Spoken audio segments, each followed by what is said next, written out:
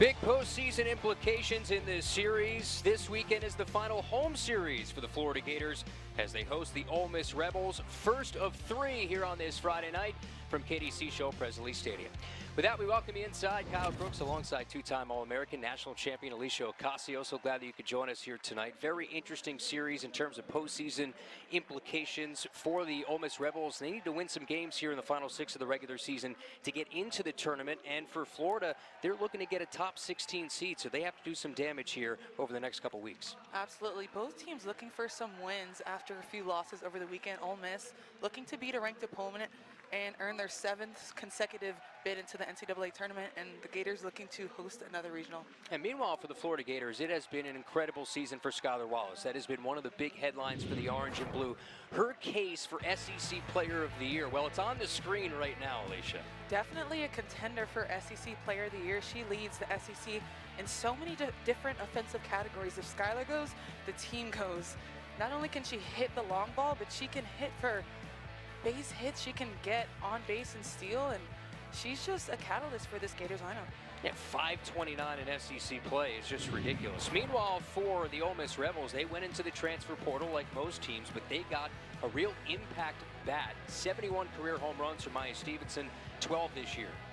Like you said, 12 this year, and she just entered the 200s club. She's leading the team in home runs and is one of 6 players in the NCAA right now hitting over 200, having over 200 hits and 200 RBIs in the season. Stevenson, 12 home runs. That's tied for 3rd most in a single season in Ole Miss history. Meanwhile, for the Rebels, their starting 9 goes as this, led by Jamie Traxel. They are 6-12 in the SEC. Tate Whitley is pretty customary in that top spot. Savannah Sykes is the Georgia transfer, but it's a group that has potential, and they've hit 300 over the last 10 games. They had a pretty emotional up and down series against Texas A&M where they lost 2 of 3 last weekend.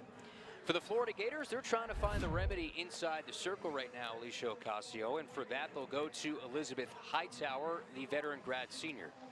Looking for some pitching in the circle to solidify some wins. Elizabeth Hightower, 14-9. She's going to throw in the low 60s and use her rise, staying arm side, throwing it at different levels and different speeds. But I think she's going to be best when she uses both sides of the plate and implements her changeup to keep these hitters off balance. Hightower got the start on Wednesday night and got the loss against Florida State in a 5-3 defeat on the road in Tallahassee. Take a look at the Gators defensively. Left to right in the outfield, Kendra Falvey, Avery Gels, and Pal Egan. Gels will see the start in center field, so that's a little bit of a shakeup. Across the infield, third to first, Eccles, Wallace, Walsh, and Emily Wilkie will see another start at first. Sarah Longley behind home plate, and Sam Rowe is in the DP spot for Tim Walton here tonight. It's a big series, like we mentioned off the top. Gators ranked 15th in the country, Ole Miss unranked. And if the season ended today, all the projections have Ole Miss in the NCAA tournament, but you want to make sure that you solidify your case. And they have more than their fair share of opportunities over the next 2 weekends to do so. They have Florida for 3 games on the road this weekend, and then a ranked Alabama team next weekend, so you have plenty of RPI boosting chances here in the next 6 games before the SEC tournament. Hightower's ready, Whitley is ready. First pitch is down low, and we are underway. 6:03 p.m. Eastern time, so glad that you can join us. Alicia Ocasio, Kyle Crooks, our entire crew on this Friday night, first of 3. Tomorrow's game will be noon Eastern, so moving up from 3 Eastern because of impending bad weather. So make sure you mark that in your calendar for tomorrow. A little bit earlier start, and then a noon Eastern start on Sunday for the finale. Hoping that we can get some games in this weekend so these teams can finish out their weekend strong. There's a strike from Hightower. First delivered to Whitley, 2-1. Whitley's had a really good stretch. The senior outfielder has hits in 13 of her last 14 games. 5 multi-hit games during that span. Started every game over the last 2 years for Jamie Traxel. Squares takes a strike, 2-2. And Tate Whitley's hard to defend because she can not only hit for average, but she's going to also drag bunt and use her speed to get on base. So you just don't necessarily know how to always defend her because she will drop that bunt and slap. Infield is in for Whitley. 2-2 slap foul. She's coming off a season, Alicia, where she had 77 hits. That was most in the SEC, third most in a single season in Rebel history. She almost hit 400 in SEC play. I think that gives you a lot of confidence going into the box every single time. You just know what you can do and what you can produce. 2-2. Slapped over Wallace, drawn in, and it's a base hit for Whitley. Has a ton of speed, a wide turnaround first. So the Gators had the infield in, and a little blooper over the shortstop Wallace for a base hit. Anytime a leadoff can get on and just poke one through to get on base, you give your team that confidence. And Whitley not really doing too much, just tapping the ball over Skylar's head, not able to jump up and snag it. 19th hit in SEC play for Whitley. That's good for a team best. Brings in Savannah Sykes. Transfer from Georgia. Last time she was here in the 2021 season, she celebrated with the Bulldogs en route to a World Series berth. I'd say she has some experience. Yeah. Senior playing at third base. 236 career games.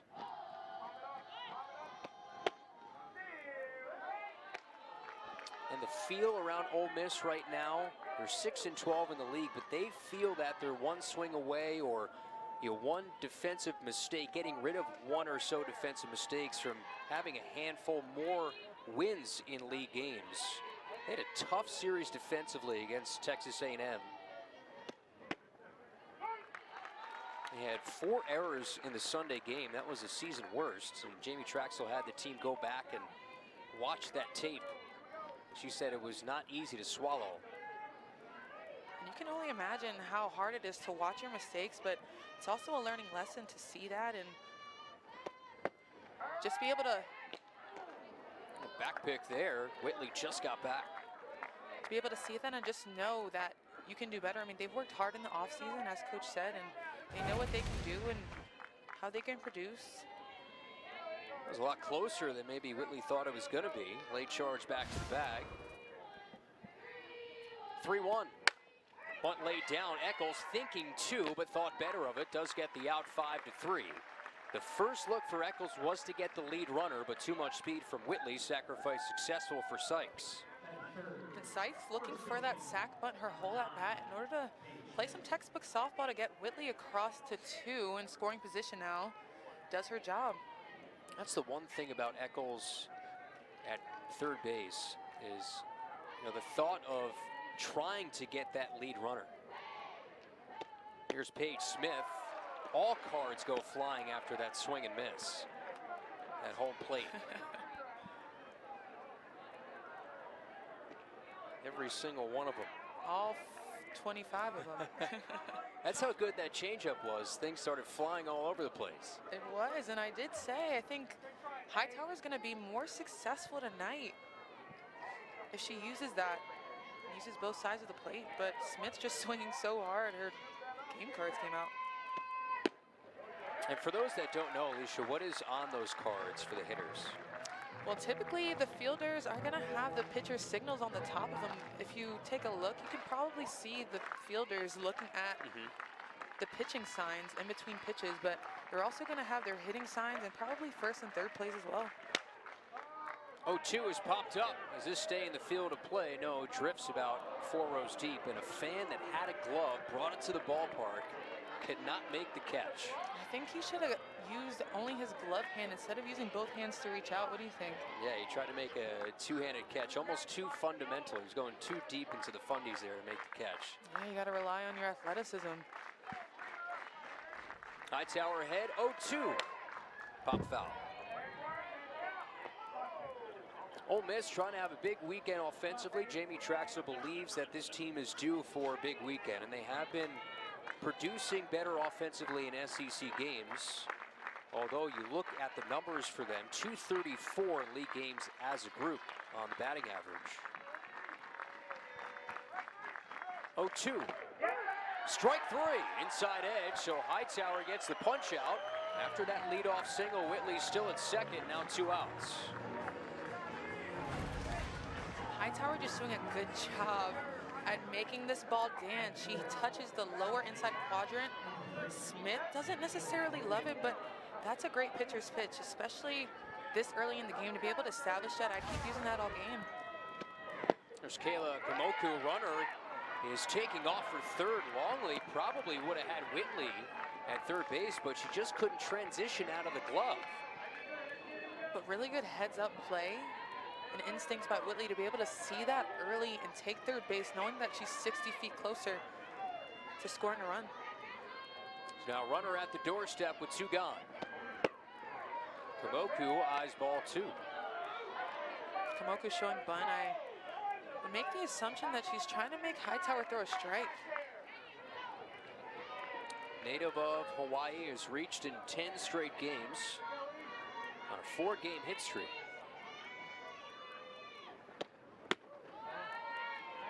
And this is the big issue for Florida pitching, is they fall behind pretty frequently. These are 2 of the worst teams when it comes to issuing walks in league games.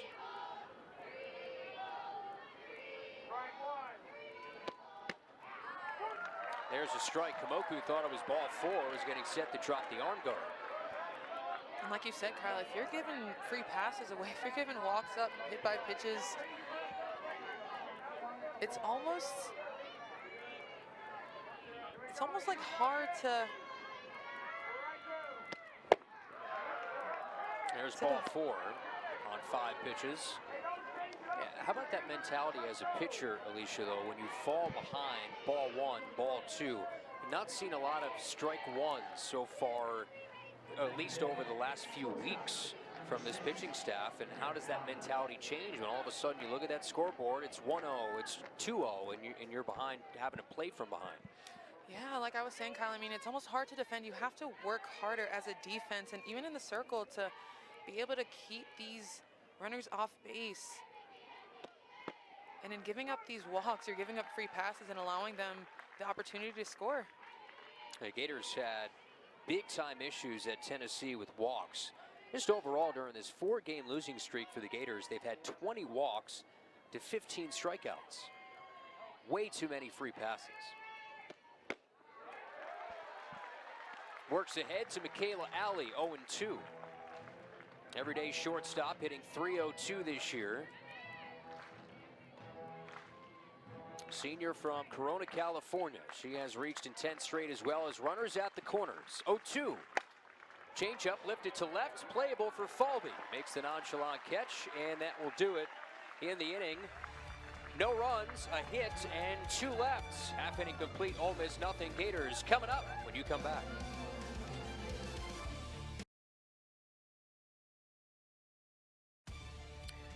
Take a look at the Gators starting 9, led by Tim Walton in his 18th season. They shook things up against Florida State, a little bit more back to normal. Falvey was in the 9 spot. She moves up to 2, where she's been throughout the season. Emily Wilkie will be in the 5 spot. Wallace will lead it off. We all know the season that Skylar Wallace has had this year. McKenna Cleathermos is the senior right-hander who will get the start tonight, Alicia. Cleathermos, she's going to throw in the mid-60s, mostly down in the zone, but she's going to be successful against this Florida Gator team if she's able to limit her walks. She has 84 innings pitched, but it's given up 54 walks. I mean, if she's able to just throw around the zone and be able to use her finesse to get these Florida Gators out, she's going to be in good shape.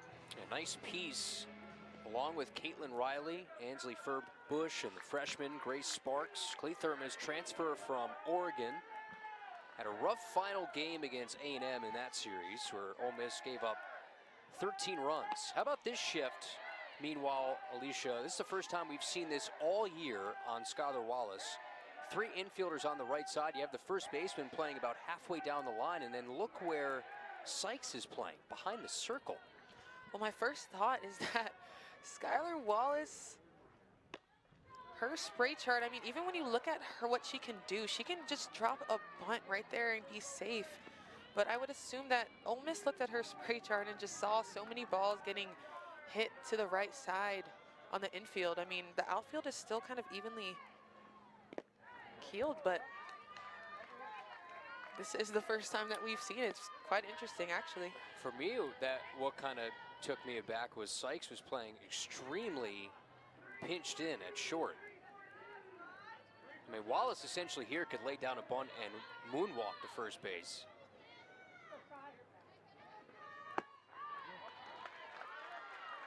Count now 2-2. I mean, when you have this shift, the pitcher is almost having to throw to them. I mean, you have to throw inside, you have to throw low to try to induce a ground ball or something to the right side of the infield. Well, how about that? It works to perfection. Backhanded pick by Kamoku.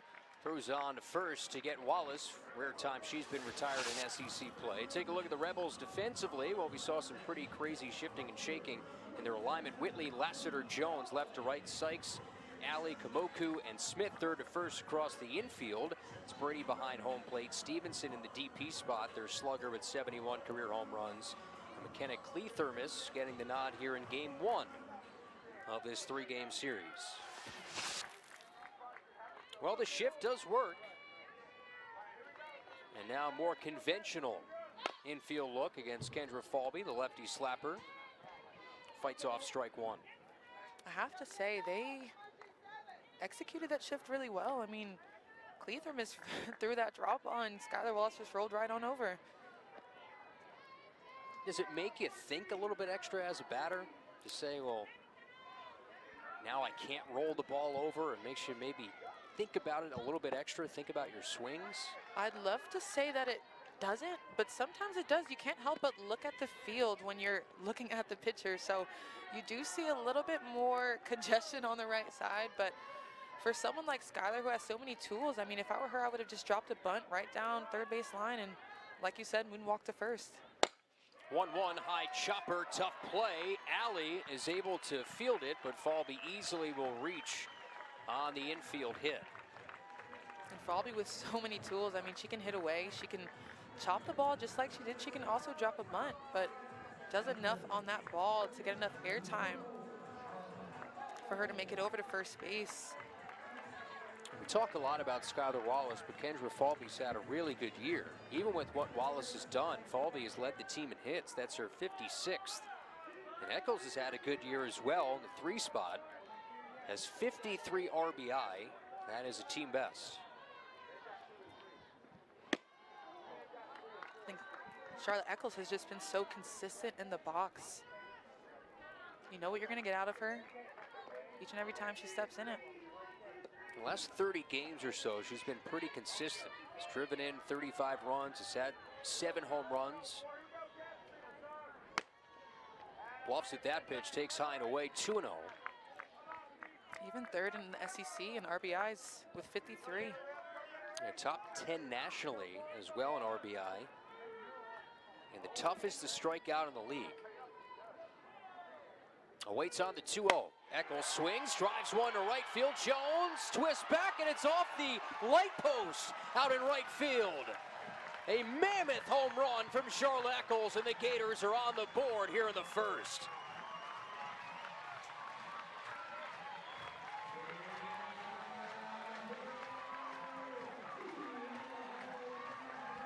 All smiles from the Gator team. Charlotte Eccles, this ball left a little bit too over the plate, and Charlotte takes advantage off the bat. She's trotting, knowing that it's going over the fence. Her 10th home run of the year. Look at that. Hitting off the telephone pole, coming back in. 2 RBIs for Charlotte Eccles and this Gator softball team. Yeah, bounced back into the field of play off the light post out in right field. 10th home run of the year. Trailing only Skylar Wallace, who has 16. Now she has 55 RBI on that home run. That was headed towards the street. I know that light pole is hurting.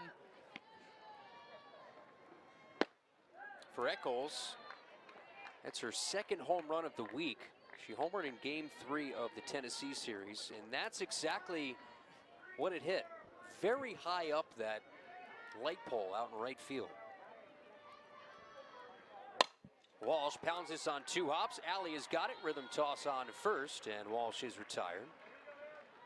This is also pretty customary for the Gators as well, Alicia, scoring in first innings. It scored in the first in the final 2 games of the Tennessee series, as well as the Florida State game. Not able to secure those wins, but anytime you can score first and give your team some security, it kind of gives you a little bit of confidence when you go out on defense. So in 3 of their 4 consecutive losses, they've scored first. They've only lost 4 times all year when scoring first. Wilkie pummels this foul. I think what's going to be key, if they're going to score in the first inning and continue to score, they're going to have to lock it down in the circle to secure some wins, especially moving forward, going into postseason and then the last SEC weekend. And here's Emily Wilkie, who has increased her production over the last week or so. Multi-hit game in the final game against Tennessee. Had gotten a hit against Florida State. And now has earned her 3rd consecutive start. All of those at first base. Came in as a catcher. Was pretty versatile in what she could do when she first came here to Gainesville. Taps this over, foul.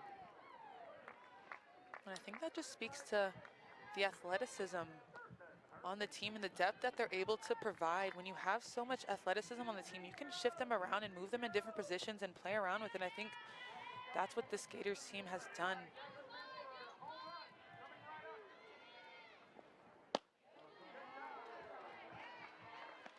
Ole Miss, meanwhile, as a staff, they've given up 23 home runs this year, which is top 3 in the SEC. So it's a staff that has kept opposing bats inside the ballpark.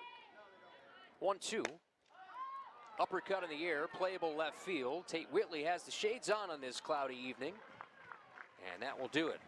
But the Gators, for a 3rd straight game, get on the board in the first inning. After an infield hit from Falvey, it was Charla Eccles setting this one deep into orbit out into right field, her 10th of the year. When it lands, the Gators take a 2-0 lead.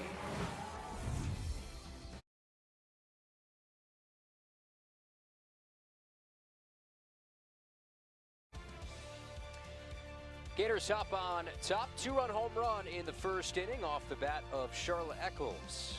Off the light post out in right field. Second home run of the week for Charla. Gators a 2-0 edge. Ole Miss threatened in the first against Hightower. She threw 23 pitches in the first. Faced Lexi Brady, takes ball 1. That helps as a pitcher, Alicia, when you have some early insurance to work with. Absolutely, but still got to go out there and lock it down. Score early and score often is the motto. And like I said before, if Gators pitching can lock it down in the circle, they have a really good chance to win tonight and win over the weekend. This is no unfamiliar territory for Ole Miss. They have gotten down early in games and usually by big margins in SEC play.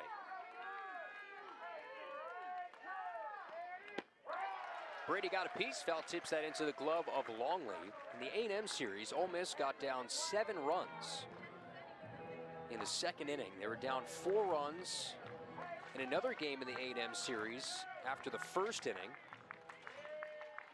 Similar case in the Missouri series, getting down early. Brady wraps this foul along third. And then when they got swept against Tennessee to start SEC play, very similar. Got down 6 runs early, 4 runs early. So it's been playing from behind all year long. But they've been pretty consistent in how they've fought back in games.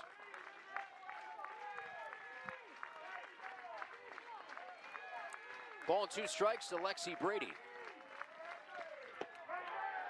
Just missed.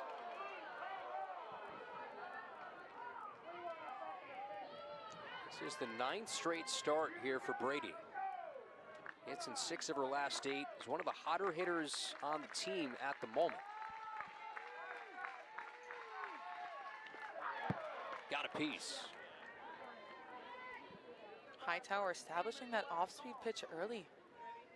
Doing a good job of using it and keeping these hitters off balance. But like you said, these Rebels, they're coming back and they're coming back hard. But I think if they're gonna win those games, they're gonna have to start early and just lock it down with pitching and defense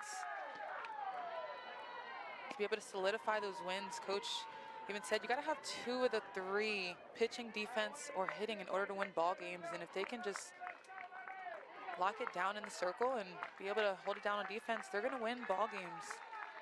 Well, Brady has worked it full here. Payoff pitch. Popped up. Center of the infield, Wilkie and Eccles. It's Eccles who makes the catch.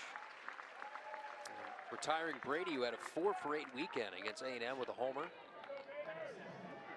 Big out by Elizabeth Hightower, utilizing that off-speed pitch early and often in the count, and then going back in with that rise ball at 60 to get under her hands a little bit. Here's Jayla Lassiter.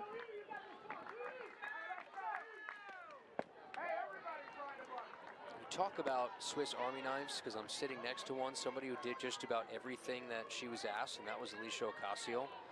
Lassiter is hit in every spot of the order this year, 1 through 9. I think they're just trying to piece her in where she can get in, and the tools and the speeds that she has, she's able to just get in there and make an impact wherever she's put. And right now it's number 9 to turn the lineup over.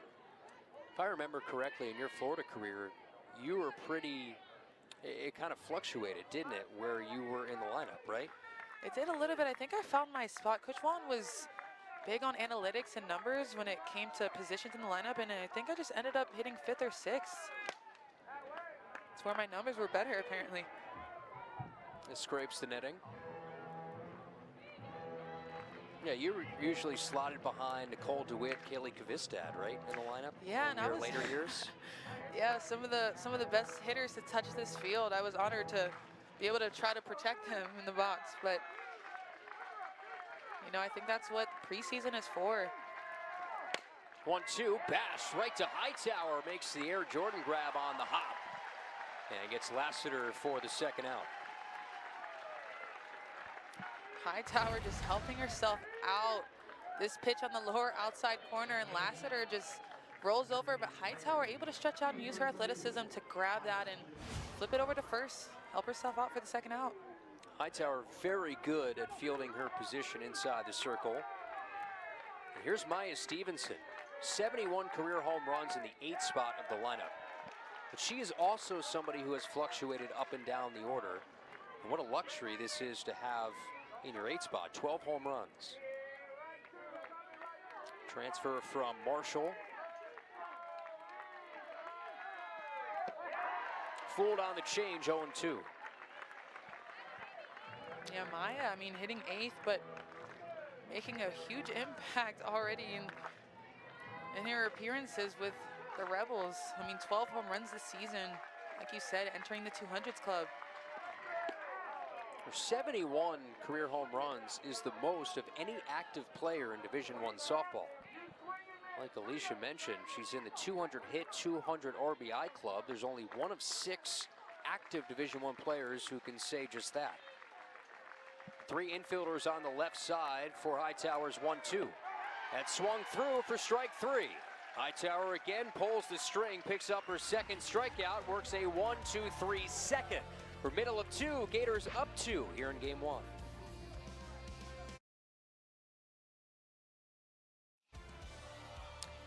Gators a 2-0 lead on the 2-run home run from Charlotte Eccles in the first. Hightower working a 1-2-3 top half of the second. And it will be Egan, Rowe, and Longley due up for the Gators. First of 3. Expecting some bad weather this weekend. Game 2 of this series, originally slated for 3 Eastern, will be noon Eastern tomorrow on SEC Network Plus. So make sure you put that in your schedule for tomorrow. And then noon on Sunday will also be on SEC Network Plus.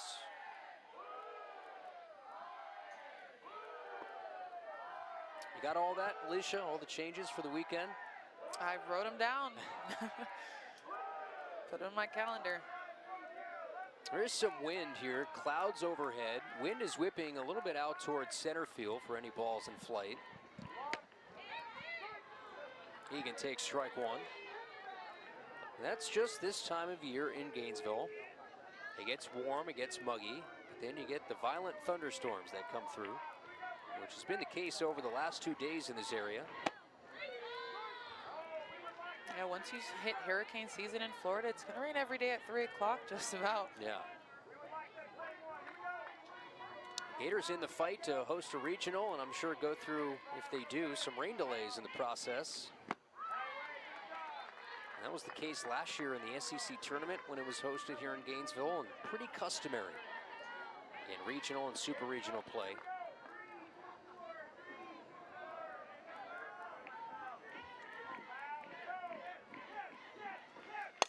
2-2 is whacked along the chalk foul.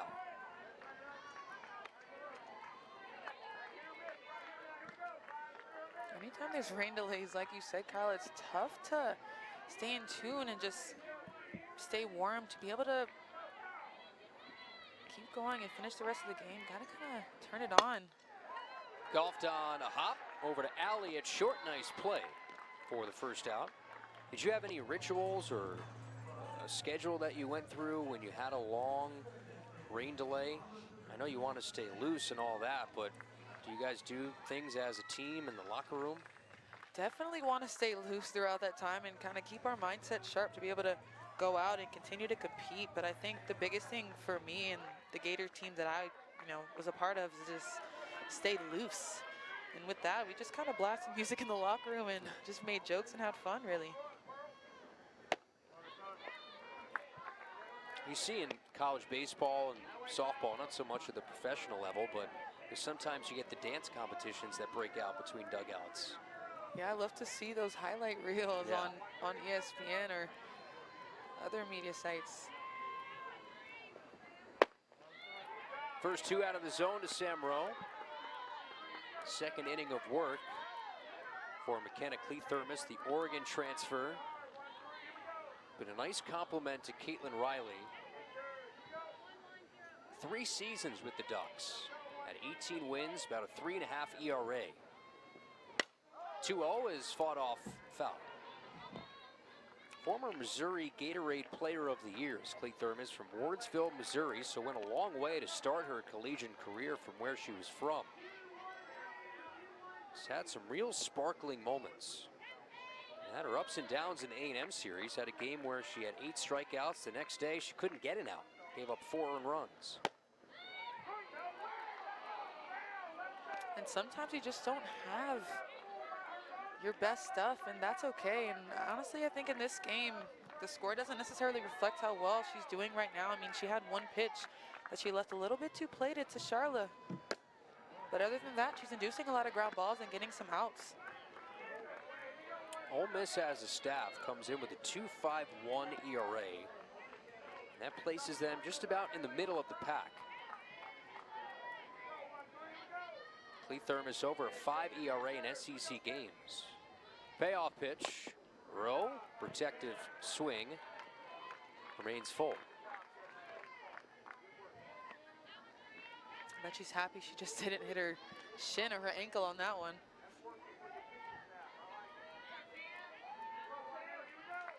Clethermis has had a 13 strikeout game this year. That was against Mount St. Mary's. She's yet to pick up a K in this start.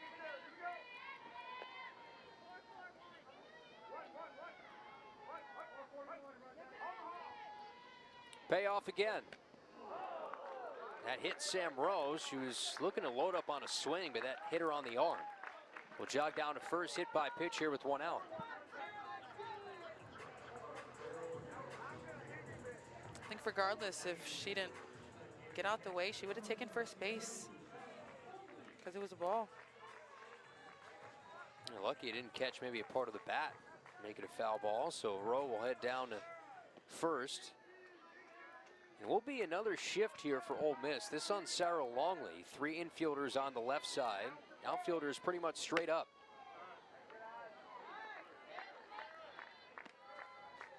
And again, the shift tells me that Ole Miss just did their homework. They looked at spray charts, and Sarah Longley's spray chart is telling them that she is going to hit a lot of ground balls to the left side. And with Clethermis pitching, she's throwing down in the zone, which induces that. So looking to execute. Longley came up in the 7th inning against Florida State and clocked a double against Catherine Sandercock, their ace. You see the shift, 3 infielders on the left side. Sykes, the third baseman, inside the bag there. 1-1, uppercut in the air. Runner was taking off.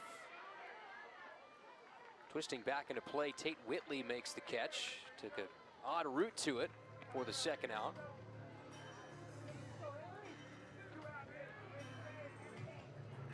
Here's now Avery Gels. This will be a key too. Florida's going to need to score a lot of runs to win games in May and maybe get another trip to Oklahoma City. And with that, they're going to hope they can get some more production from the lower third of their lineup. Most teams want that. Sometimes it's hard to really get that complete balance 1 through 9. But they've seen flashes from Longley, Gels. Sam Rose dropped in the order a little bit tonight. Getting production from Emily Wilkie, so the Gators seeing even more depth offensively arrive in the last couple weeks.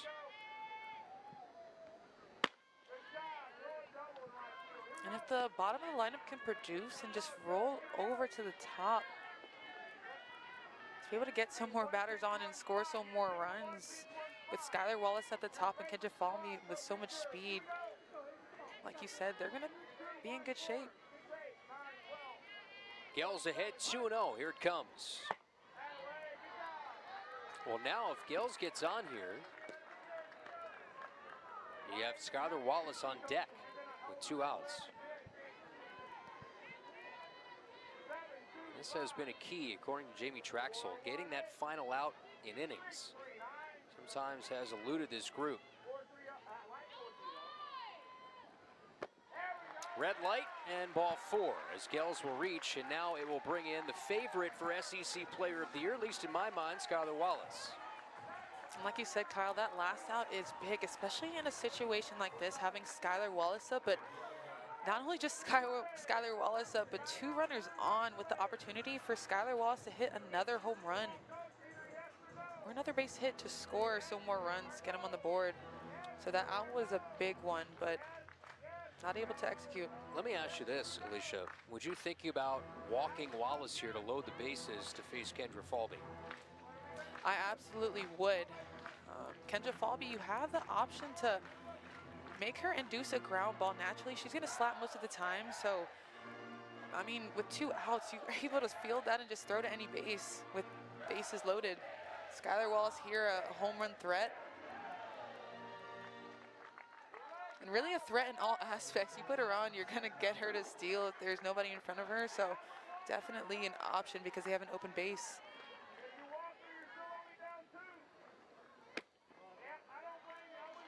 It's looking like an unintentional, intentional walk with pitch number 1. Look how deep the middle infielders are, Alicia, and the first baseman. I don't think I've ever seen a first baseman play that close to the circle. 1-0. It might be just that. And I absolutely haven't either. I mean, and they're pitching her in the other batter's box.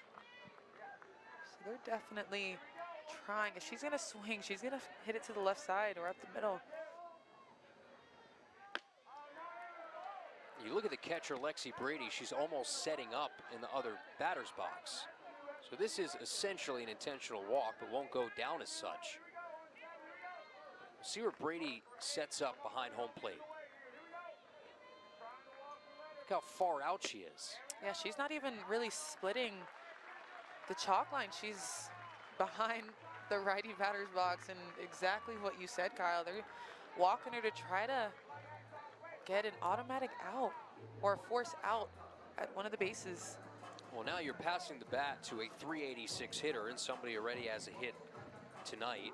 Falby does at times have issues with strikeouts. You do have the element of getting some swings and misses here, but not by any means are you facing an easy out in this lineup, because there's not many of it, and Falby certainly ain't one of them.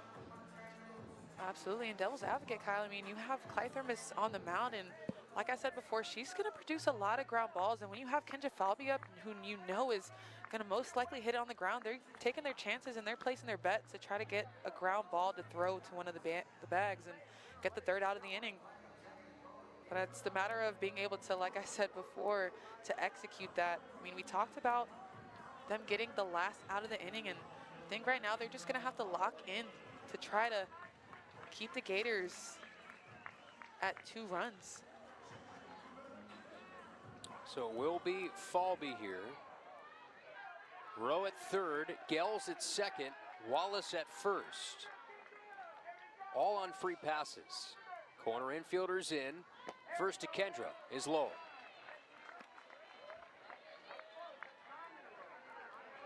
And I'd say they're playing normal defense for Kendra Falby. Speed all over the bases. Do have a lot of speed for Sam Rowe, so a squeeze bunt could be in play where Rowe on contact could try to score. Sykes playing down the line a little bit at third. Falby swings away, topples it foul.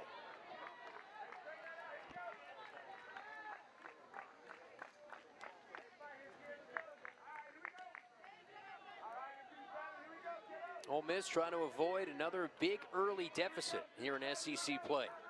2-run home run from Charlotte Eccles. She stands on deck. Falby lines this to center. Going back to make the grab is Lassiter, and that will do it. So the Gators load the bases on 3 free passes, but do not get a run in the frame. Well done by McKenna Cleathermos. Still 2-0 Orange and Blue through 2.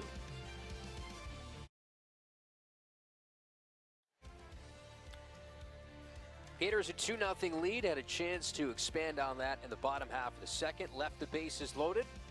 So Ole Miss still right in striking distance here. They'll have a pinch hitter here to start this frame. Naomi Jones, who got the start in the 9 spot, will not hit. It will be Brooke Bernard who's going to hit in the 9 spot for Ole Miss. Other chances in the first, had runners at the corners, could not bring in any runs, and then Hightower was able to work through 6, 7, and 8 in order. Ole Miss 6-12 in the SEC. Gators 8-10. Both.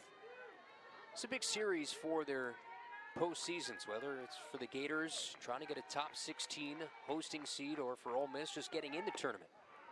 Just looking at the preseason projections, Alicia right now has Ole Miss as the number 2 seed in Norman, Oklahoma.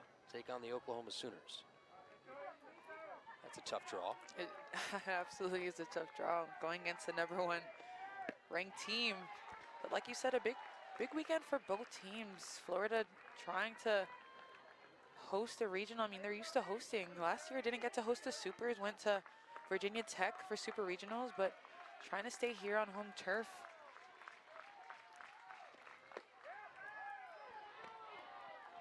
That's something you've never had to experience in your college careers, going on the road for a regional or for a super regional for that matter.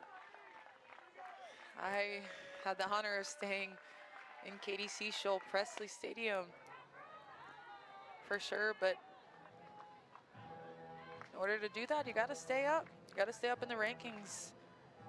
Got to be able to get those votes and do your job on the field. And last year, they weren't able to host the Super Regionals, but still beat Virginia Tech to be able to go to the World Series. So while I was used to it, and Florida Gators team traditionally has been used to it, I mean, it doesn't always mean that it has to be that way in order to get to the big stage. I think the point is, too, it's really hard to get to the Super Regional as consistently as the Gators have and get to a World Series as consistently as they have. 2-2 in the dirt, 3 balls and 2 strikes. I think of some of the teams, even last year, the Gators were able to turn it on late. They host a regional, did not host a Super, were not a top 8 team last year. Payoff. Bernard skies this to left. Falby in front of the warning track has the grab. And then 2019, there was a group that struggled in SEC play. They still found a way to become a top 8 seed, beat Tennessee, go to the World Series. So we've seen recent Florida teams that have had regular season struggles still find themselves in Oklahoma City.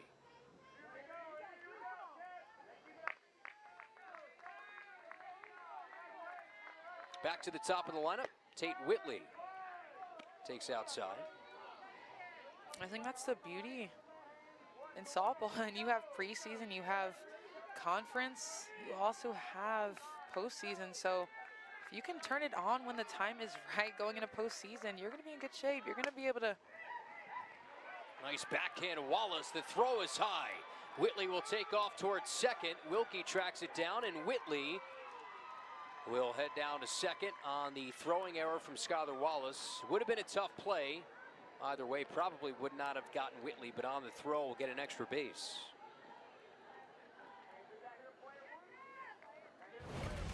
Whitley just doing a good job at tapping this ball in the 5-6 hole where Skylar isn't. I mean, she's playing up the middle a little bit.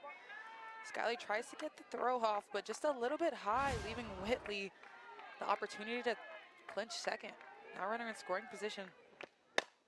High bouncing ball, Walsh pinched up the middle, backhand pick, the throw is wide, and Wilkie able to keep it in front. The throw took Wilkie off the bag, so now Ole Miss has runners at the corners here. That will be a hit.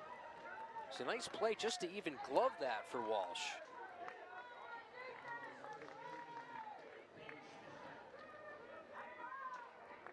So 1 and 2 in this order. It's Sykes who reaches. Able to set up some of their power bats. Paige Smith now will come up. Gators have the infield in a touch here.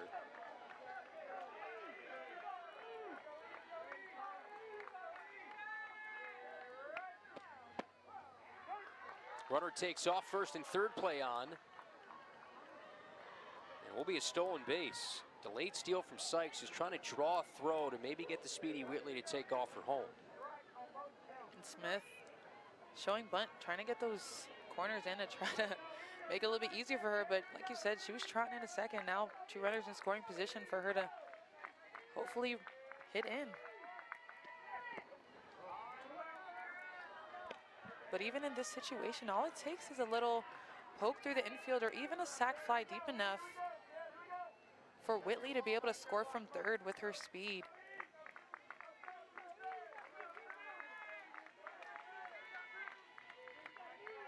One. Sent in the air, center field. This should bring in a run. Gels makes the catch. Whitley will tag from third. Both runners move up.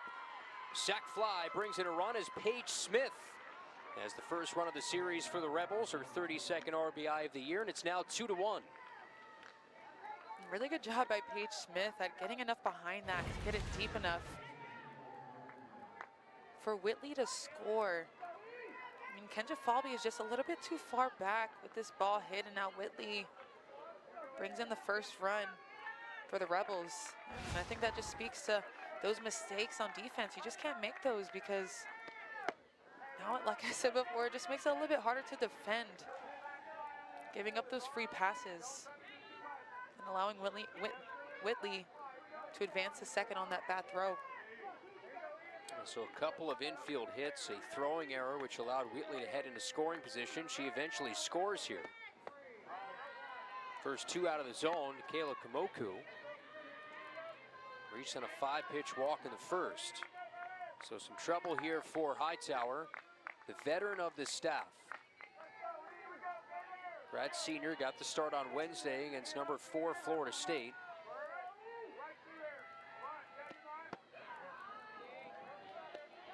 And again, I mean, her last at bat, she showed bunt until she got a strike and took the walk. But with her last walk, she reached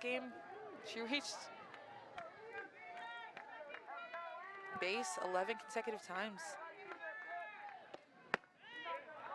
Hightower does deliver a strike. 3-1 now. Hightower's numbers in SEC play, over 4.5 ERAs, 4 and 6. This is her 12th start tonight. She's led the team in innings in SEC play. 3-1. Went to the change, which has worked tonight. Count full. Repertoire of rise, curve, and change. Payoff pitch with 2 outs. Here it comes. That hits Kamoku, so she'll head down to first.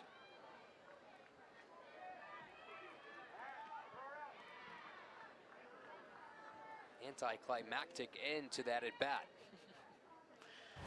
Luckily, she was able to use her elbow guard for actually, you know what? It hits her inside forearm. I know that one had to hurt, but now able to get on first base for her team.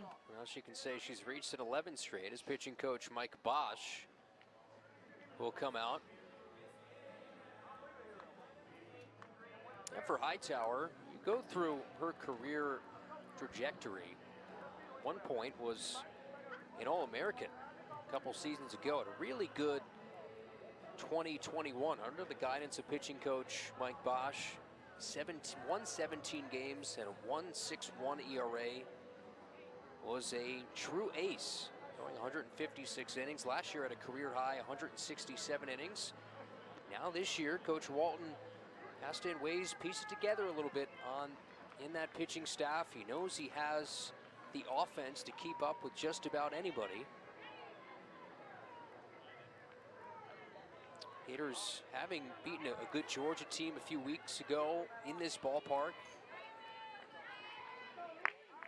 It's a big series win for them and their RPI at that time, having been swept against Tennessee since. First to Alley is low.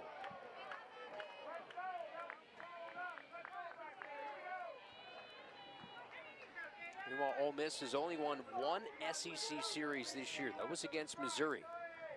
And it took an extra inning affair in the rubber game to beat the Tigers in Columbia.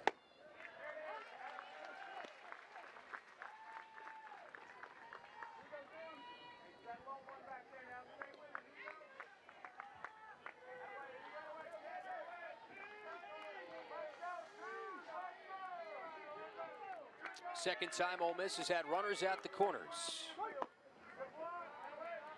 2-1. Hightower having to work a little bit harder right now to throw some strikes to get that last out of the inning after a few mistakes and mishaps, hit by pitch. Alley homered a couple times against the Gators last year in Oxford. Hoisted in the air, right field. Pal Egan towards the gap will make the catch, and Ole Miss will leave two, but they will get a run and cut their deficit in half. Sac fly from Paige Smith in the frame. Gators still in front, middle of 3.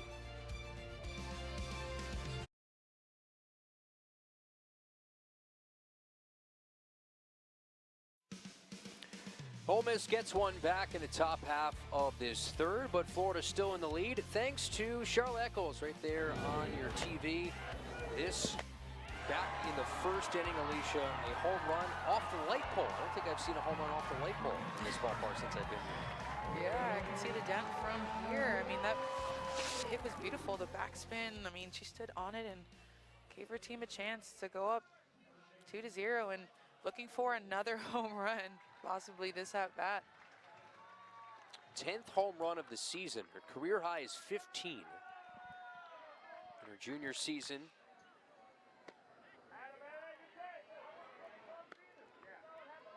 This is Charla's senior weekend. Gators will honor their seniors tomorrow before that noon start. Gators split up their senior days a couple weeks ago against Georgia. They had 2 of their senior day festivities. So the rest will be honored tomorrow, and the numbers painted, in case you're wondering, that's why the numbers are painted on the field. Those are all the seniors. I don't know that I've quite seen all the seniors be split up for senior day before, but definitely a heartfelt celebration for them, their families, and the rest of the team, and their contribution to this program. You got Charlotte Eccles, Sam Bender, Kinsey Gels, Elizabeth Hightower, Riley Trilachek, Bryn Thomas, Sarah Longley, and Pal Egan. I'm working in tandem with my buddy Jeff over here to go through the numbers. Well done, Jeff. Eccles takes on 3-0, now 3-1.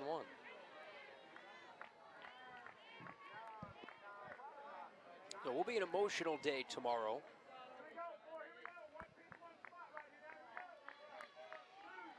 Final home series for the Gators. They'll face Kentucky next weekend on the road. 3-1, high hopper on the short hop, picked by Paige Smith. Angles of the bag for the first out. Charlotte just not able to get under that pitch. Clay Therma's doing a good job at getting Charlotte Eccles out after a 2-run bomb in the first. One thing I have noticed throughout the duration of this game is it seems as if Clyde Thermos is calling her own pitches, looking at her arm guard and sometimes calling out the numbers.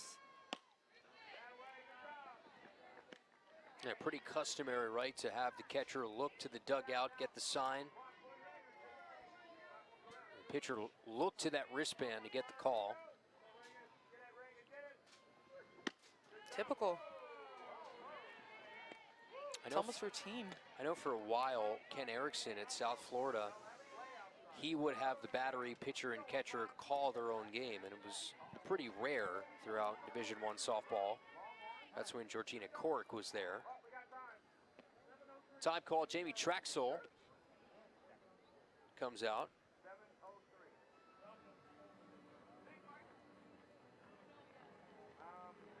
Doing the paperwork. Jamie Traxel has continued this streak of getting to NCAA regionals. Getting to a regional this year would be Ole Miss' 7th straight.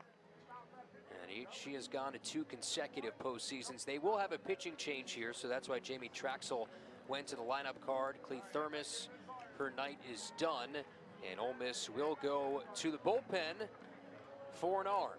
1 out here in the 3rd. We'll tell you about that new pitcher when you return here to KSP on this Friday night.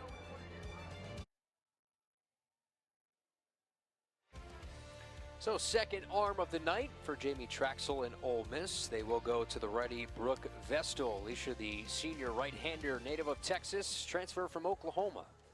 Yeah, Brooke Vestal, only 48 innings on the year, 5.2. She's also going to throw down in the zone with her drop ball and her changeup. Hopefully keep these Gator hitters off balance, keep them at 2 runs to give them the opportunity to win and come back and put some more on the board. Look at how it's shaken out in terms of innings for Ole Miss. They've had 5 pitchers that have had 40 or more innings. You see that more and more now in the sport. It is more of a staff approach as opposed to just 1 or 2 pitchers trying to dominate through conference play. We'll face Reagan Walsh here, 3 infielders on the left side. And down on the count, 2-0. Comes in and whips in a strike. She's going to be spinny, so I think it's going to be about making sure that you let this ball travel and don't try to do too much to it. Just try to hit up the middle, but also to take note of another shift in the infield for Reagan Walsh. Off speed, Walsh chases, 2-2. Vestal's been pretty effective in her 48 innings. She's had the 4th best hits per 7 inning rate in the conference and 11th nationally. And also leading the team in batting average with a 151. I mean, you can see her spinniness from here. Walsh gets punched out. The changeup again from Vestal, and the strikeout. Came in down 2-0 in the at-bat, comes back to get the K. Does a really good job. You see how tight her spin is. She just does a really good job at getting this pitch to dance, and Reagan Walsh just kind of buckles, doesn't necessarily even see it. I mean, great pitch by Vestal. Just waiting on the call from Emrys Addison. Took a while to deliver the punch out there. Lyndon Baptiste at first, James Colsey at 3rd. Another shift here for Wilkie with 3 infielders on the left side. It's the first time this year we've seen the number of shifts against this lineup, the frequency in which they've been shifted against in the infield. And I think that not only speaks to these hitters' spray charts, but also to how these pitchers are pitching. I mean, Vestal is extremely spinny. She's gonna finesse you with that curveball, that upspin, and it's hard to kind of catch up to. You almost see it big and want to just hit it hard. So sometimes you get out in front and just roll over. That one straight to the backstop. Vestal was an Oklahoma Sooner. Did not have a big role there. There's 15 career appearances, 6 starts, and threw 32 1/3 innings with the Sooners before transferring over. 2-0. There it is again. And if it's not broken, don't fix it. She seems to be doing a really good job with that pitch so far. And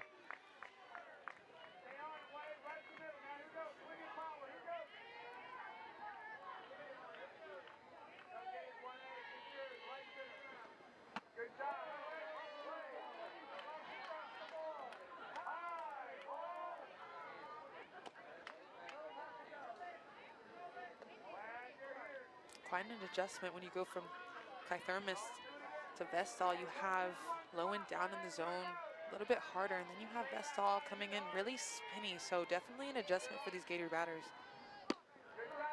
Wilkie takes high, 5-pitch walk. Gators have a 2-out base runner here for Pal Egan. Gators with the lead, a 2-run home run in the first inning from Charlotte Eccles. Ole Miss responding with the sac fly in the last half frame as Katie Kistler would come in and pinch run over at first for Wilkie.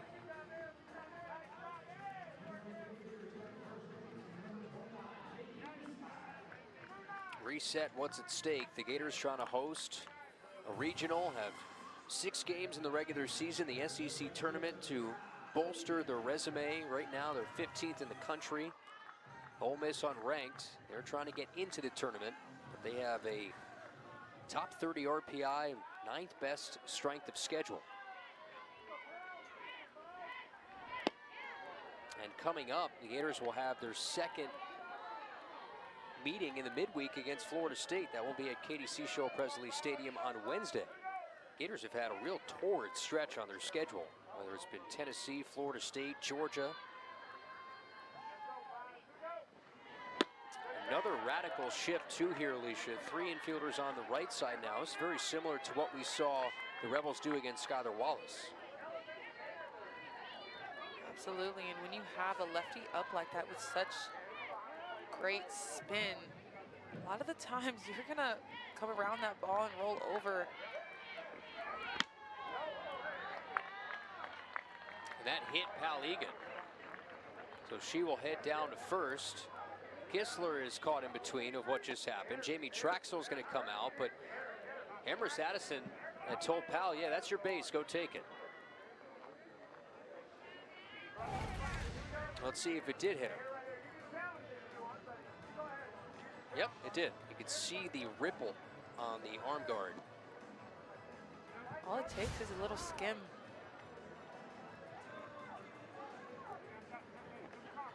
Well, after Vestal got a really good beginning to this appearance, strikeout looking of Walsh, a 5-pitch walk and a hit by pitch. There are still 2 outs in the inning. Let Sam Rowe due up. And again, looking for the 3rd out of this inning. I think this is the time to lock in, especially with these 2 runners on.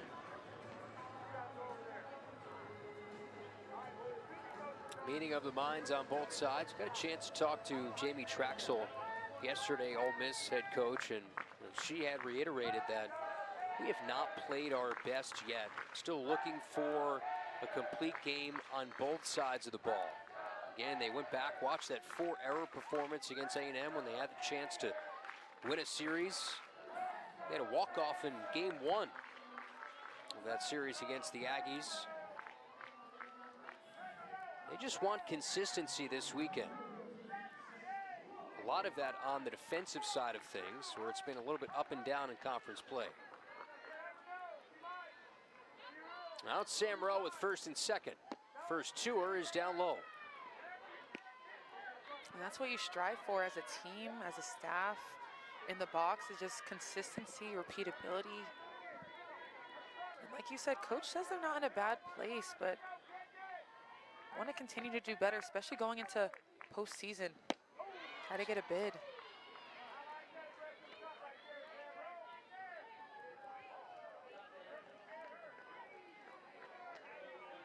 They've been to a regional, the last 2 under Jamie Traxel. Came over from Minnesota. She went to a World Series there in 2019. Nabs the outer edge, 1-2. Now Vestal with some count leverage, able to kind of play around with it a little bit. The count being 1-2.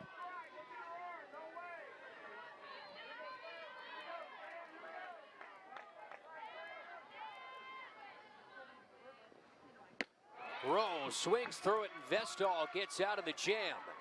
Gators leave 2. Second strikeout for Brooke Vestall in relief. 6, 7, and 8 due up for the Rebels when you return.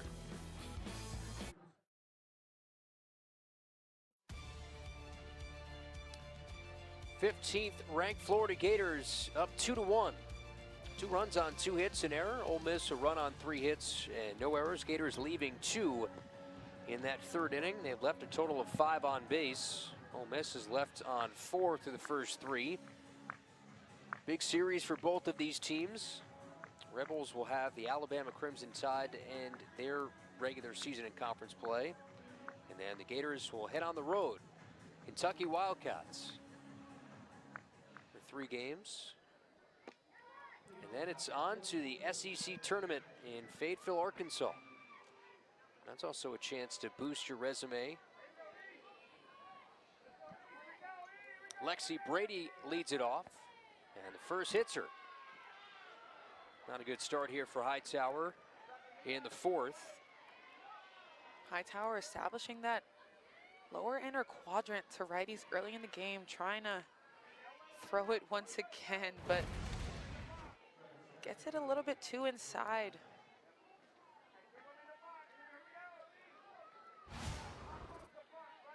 It's her second hit by pitch of the game. And her 9th hit batter of the year. Lassiter shortens, takes low. In this situation, I'm thinking just move the runner over, try to get another runner in scoring position. The deficit is only 1. That's all it takes to change this game and tie it up.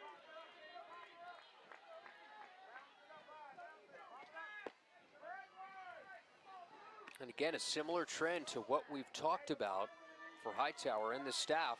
You look at the scoreboard, you're already down 2-0 in the at-bat.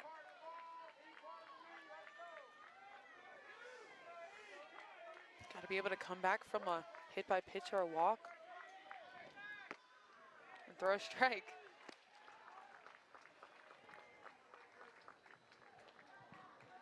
But if I'm Lassiter, I'm still trying to put that bunt down. No, it might necessarily not be up to her with her looking at her arm guard, seeing what coach is calling, but textbook softball with no outs.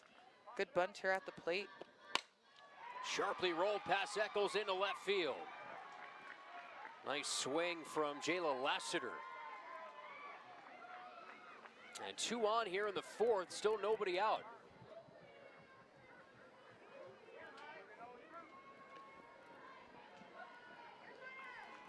Now that brings in a very dangerous prospect here if you're Hightower. That's Maya Stevenson. Was able to strike her out back in the 2nd. She's had a great year power-wise. Transfer from Marshall. Now 2 runners on for her. To be able to bring her slugging percentage up. I mean, just because she struck out last time doesn't mean she's not a threat in the box. Like you said, she has some really good numbers and she's able to do some damage. And now with 2 runners on and nobody out, gives her the opportunity to drop a bunt. Bunt laid down, Longley, bare hands, Gales covering. Both runners move up. Sacrifice successful for Stevenson. The 2nd sac bunt she's laid down. How about it? 12 home run hitter lays down a sac bunt, and the tying and go-ahead runners now in scoring position. How about it? I mean, that is what you call a selfless player. With her numbers, her power numbers, able to drop down a bunt to get those runners both in scoring position now. And able to do it effectively now. Now they have a chance. Brooke Barnard flying out to left field last time, but she's able to do that again. She just might get a sac fly with the runner on 3rd base if she can hit it deep enough. Do have some defensive changes. Alicia Falvey is in left field. Gels is now at 1st, so Kistler is in the game. She came in as a pinch runner. She's playing at center field. Sam Rowe is now at 2nd for Reagan Walsh. So Wilkie comes out of the first base spot, and you got Sam Rowe, who switches over to 2nd. Sam Rowe originally was in the DP spot. And there's Gales now at 1st, where she's played most of the season. First two out of the zone of Brooke Bernard, who hit for Naomi Jones. Got the start in the 9 spot, but it was Bernard who hit and flew out to left in the 3rd.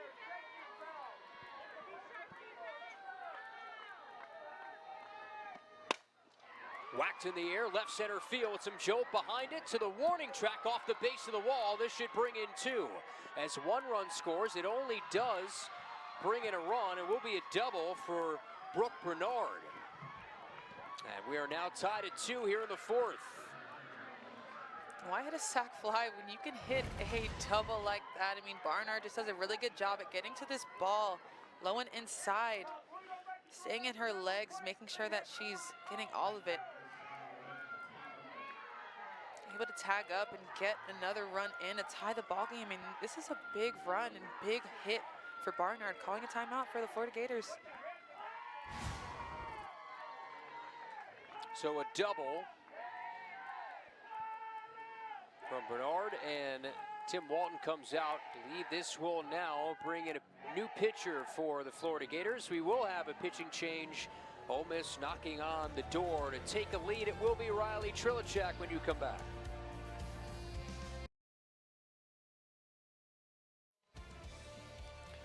So the Gators in some trouble here. 2nd and 3rd, 1 out in the 4th. Hightower is out after giving up the RBI double to Brooke Bernard. And it's Riley Trilachak, so the Gators will go to the lefty here against Whitley. And this is no new situation for Riley Trilachak, who's used to coming in relief with 3 saves on the year. She's gonna throw in the lower 60s, spots her fastball very well, but she's coming from the left side and she's gonna have a little bit of zip across the zone with her fastball and her curveball. And we'll have a lefty up here, so a left-on-left matchup here with 1 out. Tim Walton going to the bullpen, trying to find some answers here inside the circle. And credit Ole Miss, after getting down a couple of runs, they've now fought back to tie it. About hit the Gators 5-2. And it will be Whitley, who already has a multi-hit night,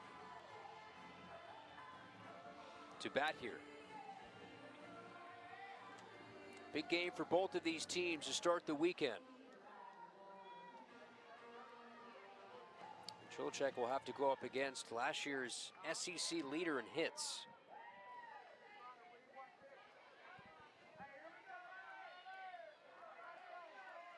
Second and 3rd infield in here in a 2-2 tie. This one went out of the hand of Trilachak and brings in a run.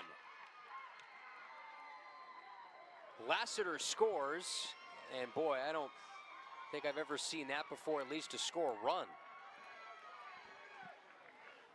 Can kind of see her wiping her hand. Almost looks like she throws the ball behind her, kind of loses her grip a little bit and not able to get it out and get it in front. It's a little bit humid outside, as you mentioned, Kyle, earlier, but seems to have affected how she gripped the ball on that pitch. Now able to take advantage and score a run for the Ole Miss Rebels. Ole Miss takes a lead on one of the oddest scenarios you'll ever see. And a lot of the time, you'll see pitchers out there either grabbing the dirt or having a rosin bag in the chalk, but you don't necessarily see. And as I say that, Riley Trilachak bending over to grab some clay, hopefully keeping her hands dry. 3 balls and a strike. Have seen that happen multiple times. It has happened to Trilachak before. But to score a run and take a lead, it officially goes down as a wild pitch. And the first pitch of her appearance. I mean, I've only seen that done by Delaney Gorley, another lefty. Just kind of let the ball go a little bit. Hey, that's the even crazier part about it, is mentally, how do you bounce back when that's the first thing you do in a 2nd and 3rd situation, and that happens, which can happen.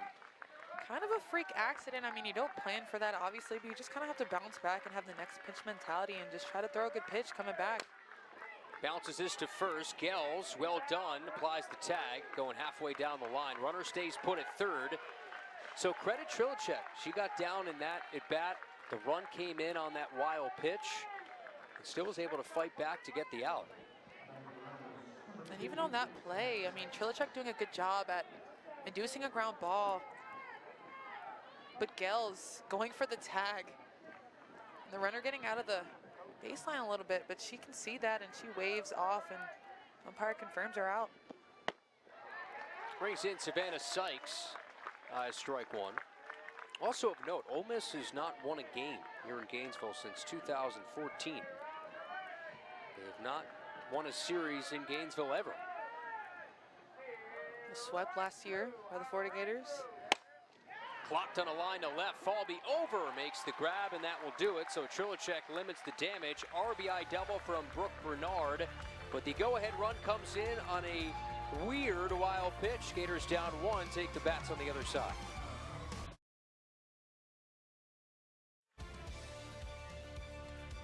Ole Miss has claimed a lead.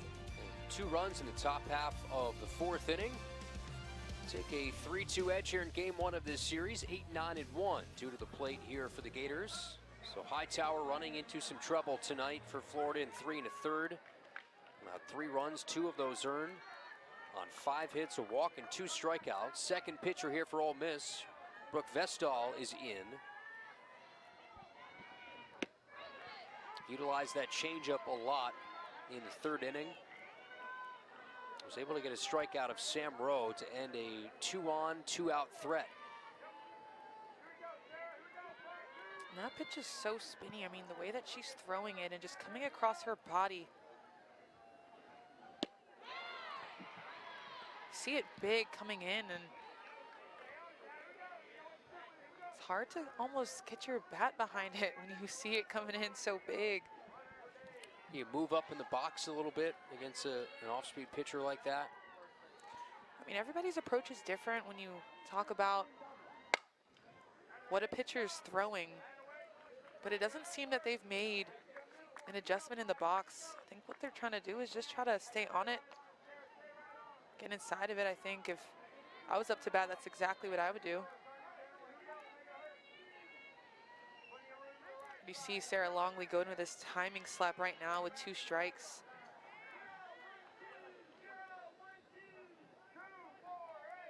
I think the focus behind that is to just make sure that she is on time.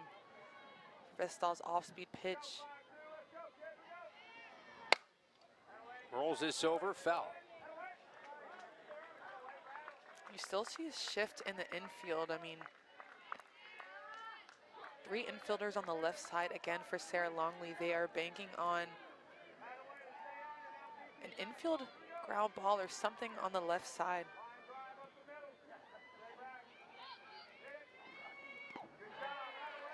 Waste pitch 1 and 2. Vestall again able to use the count and maybe throw something out the zone that Sarah Longley might love and chase.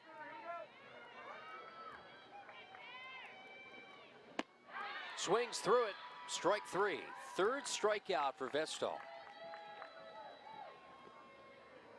Doing a really good job at using that pitch. Doesn't necessarily even have to go outside. Her spin is so effective that even through the middle of the plate, she's getting swing and misses with such deception on that off-speed pitch.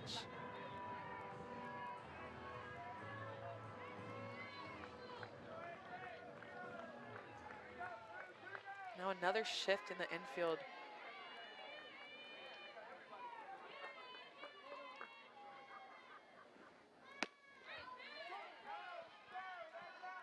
Vestall's had, see the shift there, 3 infielders on the right side.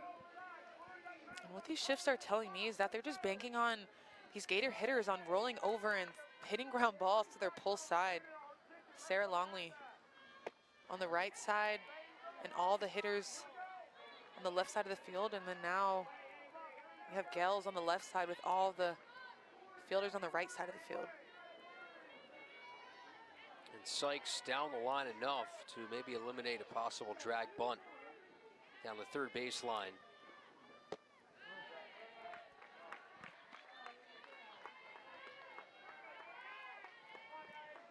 Vestall is no stranger to success in this league. She had a combined 1 hitter with Caitlin Riley, who we have not seen yet. It's against Auburn. That game, Rebels lost 1-0. Bouncing ball, nice snare from Sykes on a leap. Took away a base hit from Avery Gels. She was all alone on an island to make that play.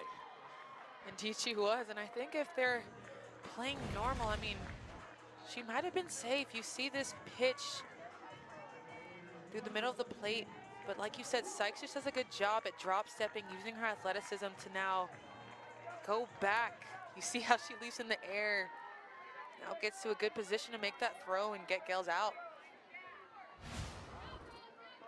Here's Wallace, who's grounded out and walked. Strike one.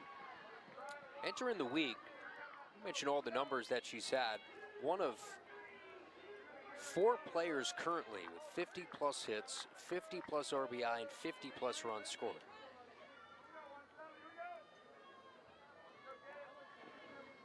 I mean, there's no denying her numbers as a contender for SEC Player of the Year. Hitting a home run in all 3 games this past weekend against Tennessee. That's just, I mean, we've used this word before, Kyle, absurd. Had the 3-homer game on that Friday night against Georgia. 4 home runs in that series. Stays on the change. Twisted foul. Last year, she was the only known player in Division I history. 70 plus hits, 70 plus runs, 50 plus RBI, and 50 plus stolen bases. That's in the entire history of the sport. And she was only second-team All-American, which that's a little odd. This year, I think there's no doubt about it. She will be a first-team All-American.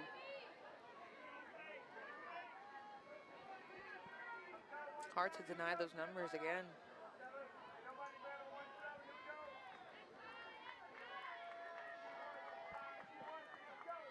Waits on the 1-2. Outside. There's so many great players in this country and even in this league. I mean, you have Kiki Malloy at Tennessee, who is very similar to Skylar, has a little bit more home runs, but both can run, steal bases. But I think Skylar Wallace definitely earns that first team. Wallace lasers that to center. Lassiter played pretty perfectly out just to the right of straightaway center. Wallace hit it hard, but in the end, the Gators go down 1-2-3. We're now 4 complete. Ole Miss in the lead, trying to take game 1 in Gainesville.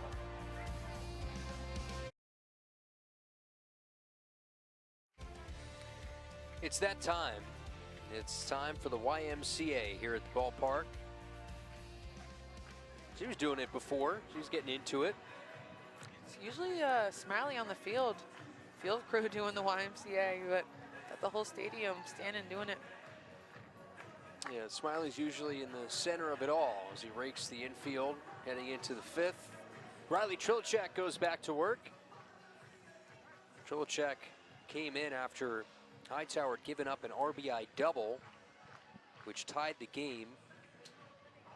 A not so wild pitch you see often in what Trilchak had done in that last inning. Had a ball just kind of leave her hand, went behind her, and was able to score the go-ahead run for Ole Miss. So they have taken a lead here. And Paige Smith will lead it off, swats this to left field. Falby goes back, looks, see ya! First pitch ambush from Paige Smith, 8th of the year, and it's 4-2 Rebels.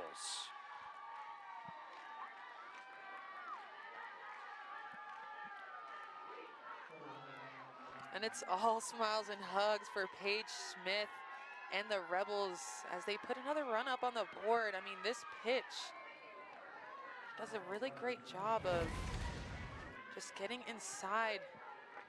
This pitch over the plate a little bit, gets all of it. Really good job by Smith. Kendra Falby just not able to get to the wall and grab it. I mean, she just hits it straight to the bullpen and puts another run up for her team. They've now homered in 15 of their last 16 games. The previous 4 games, they've had multiple home runs. Kayla Kamuku is now hitting. 1 ball, 1 strike count. Kamuku had one of the biggest home runs of the season. That came in the rubber game against Missouri in the 9th inning. Extra innings. Taps this foul. A 7-5 win. Her swing jolted Ole Miss to their first series victory of the year.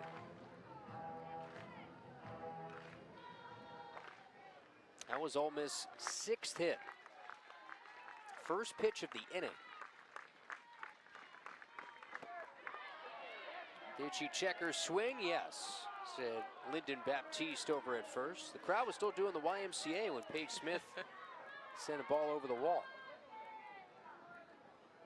And Kamoku looking for a hit today with a walk and a hit by pitch. Not really seeing too many strikes today, but looking to put something up on the board off of Trilicek. Did she check again? Another appeal. Yes. I don't know, Kyle. Those last two looked a little bit on the fence. She's been held up on that last one. Tim Walton doesn't like the call.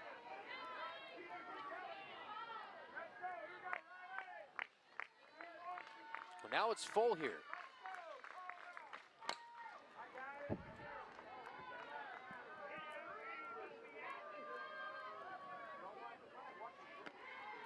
And Trilicek, somebody who, like Alicia's outlined, is a drop ball pitcher, does not give up many home runs. It's just the 9th home run given up in her career. 7 of those have come this year. Clocked on a line, base hit. Kamuku with her first hit of the series in Ole Miss. What a start here to this 5th inning with already a run in on a homer. Now back-to-back hits. Kamuku being patient this at bat and just taking this pitch in the 5-6 hole, able to get a single on with no runs out. Start the inning off right.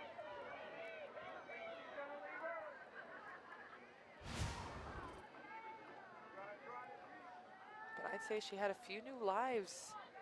Some check swings in there, but definitely competitive at bat. Tenley Grisham is pinch running over at first.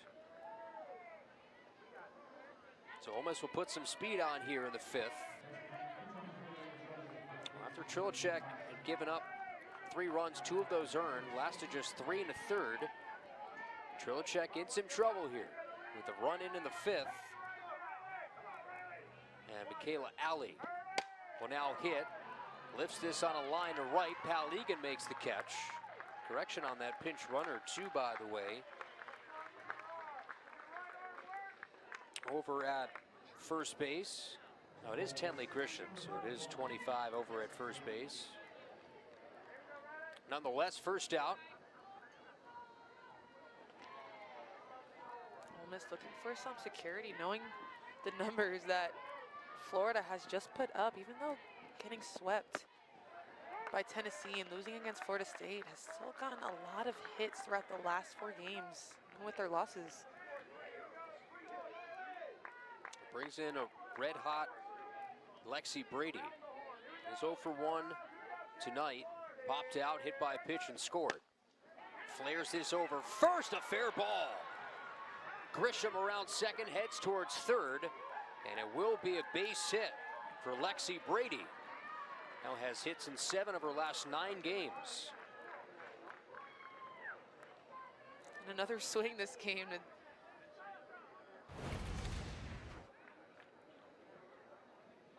ball jammed her a little bit, but it seems like she got enough on it to be able to inside out it down the first base line over Avery Gels, giving Grisham the opportunity to take advantage of where it's hit and taken third.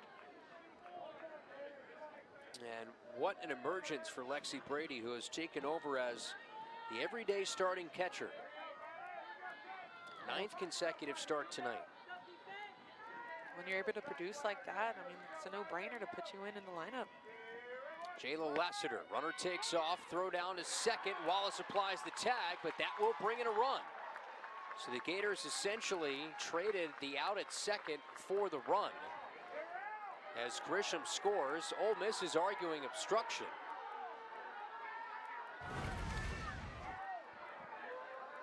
I mean, the throw clearly beats And they can review this. They can review obstruction at second base. That run will score as Grisham plates. Typically a team is calling a play before first and third to determine what they're going to do for this play, and it seems as if Florida just called a straight throw down to second base to, like you said, Kyle, trade that out at second base for that run. But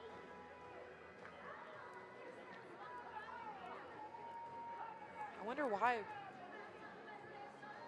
they were already down 4-2. I mean, you see her pull back here, and Longley makes this throw to second. It's a strong arm, and like I said, a no-brainer, but giving Grisham the opportunity to get to home plate. I think even if Skylar were to throw it back to home,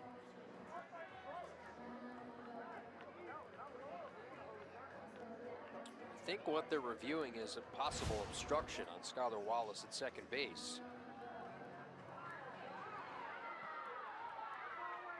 If it is, it would award Brady second base, taken out off the board. They will say she is out. So the bases are empty. A run does come in, and there's now 2 outs in the inning, and Ole Miss has a 5-2 lead.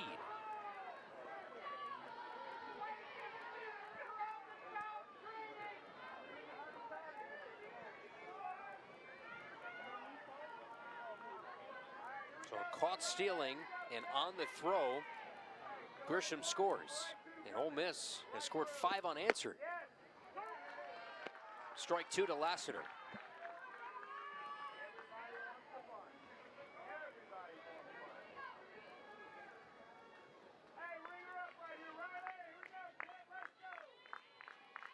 now 0-2, trying to get out of the inning, get back in and try to score some runs.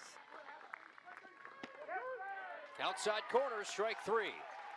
Lassiter down looking, but Ole Miss tacks on 2 more in the inning. A home run on the first pitch of the frame from Paige Smith, and scoring on a double steal attempt. 5-2 Rebels.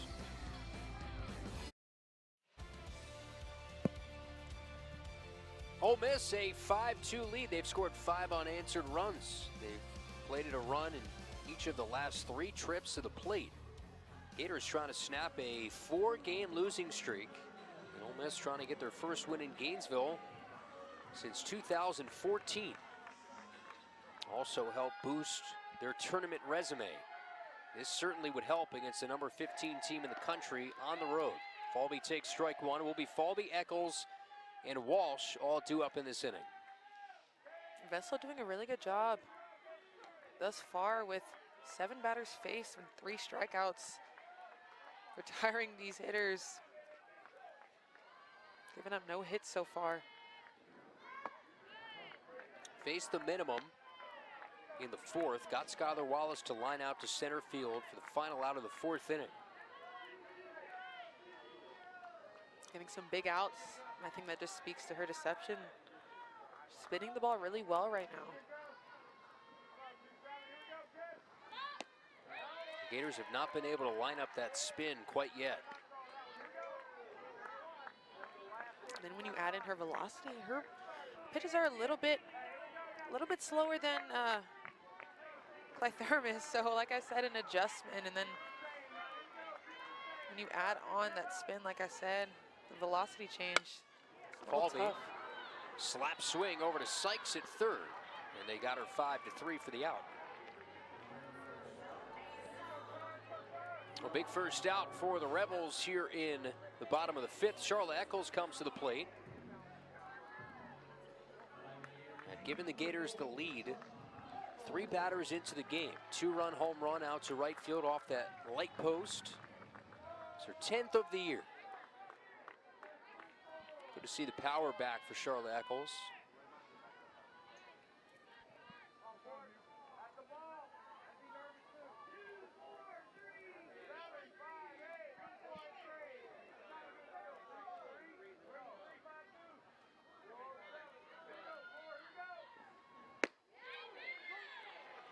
Vestal impressive, like Alicia outlined. Clythermis 2 1/3, 2 hits, 2 runs, both earned. 2 walks and no strikeouts. Through 51 pitches in the start, the transfer from Oregon. And they've gone to the transfer from Oklahoma.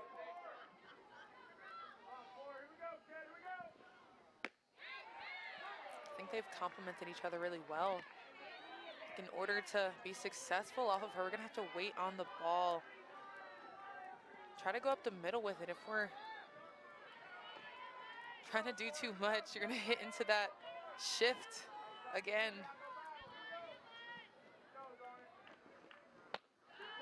Every batter in the lineup tonight, just about, has seen that radical shift, and also seen a radical shift in the outfield for Eccles as well. There's a big gap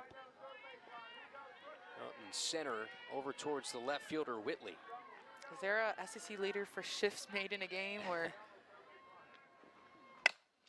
Bouncer into that shift right under the glove of Allie into center. So they had it played perfectly, but it was a very tough hop to have to make the play if you're Allie, the shortstop. And Charlotte Eccles just hits this ball hard on the ground. It's in the other batter's box, but goes right under her glove. And like you said, they're in this shift, but does not work to their advantage. Now Gators with the runner on and one out. A second hit for Charlotte Eccles tonight. This crowd trying to get into it. It's Reagan Walsh's turn. By strike one.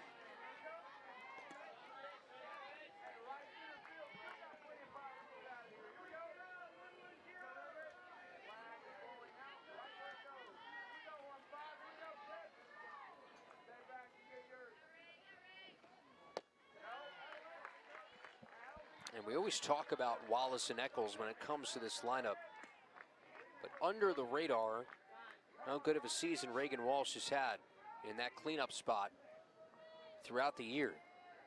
He's had plenty of opportunity with runners on base because of the high on base percentages of Wallace, Falby, and Eccles right in front of her. And she has driven in 40 runs.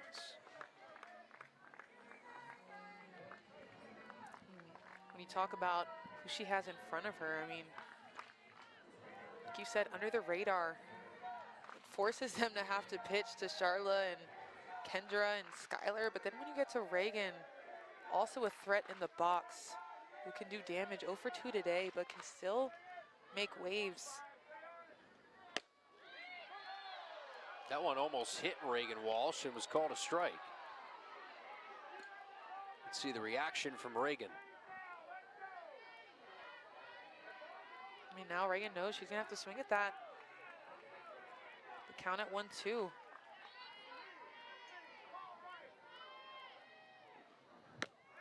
Went to the change, he gets another strikeout. That's Vestal's fourth, and there's 2 outs.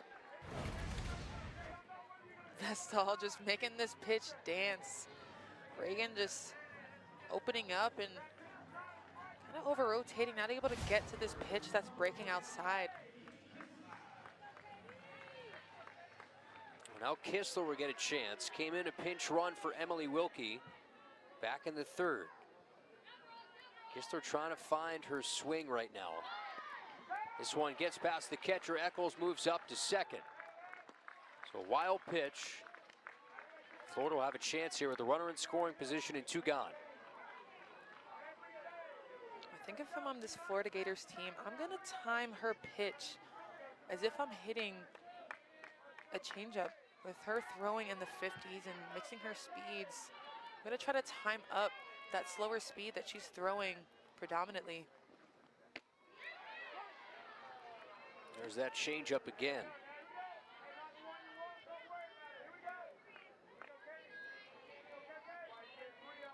And then timing up this changeup, this off-speed pitch, every single time, I'm gonna be on time. I'm not gonna be ready for a harder pitch and have to adjust to that slower pitch. I'll be ready for the slower pitch off the bat.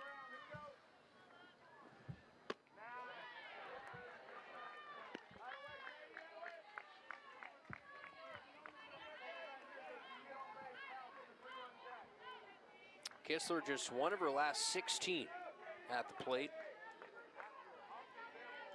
Hoping that she's due. Softly hit to short. Allie does glove it on to first for the final out of the inning.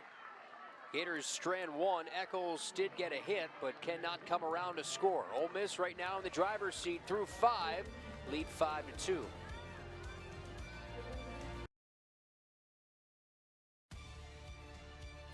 Ole Miss having scored 5 unanswered. That out-hit the Gators 8-3.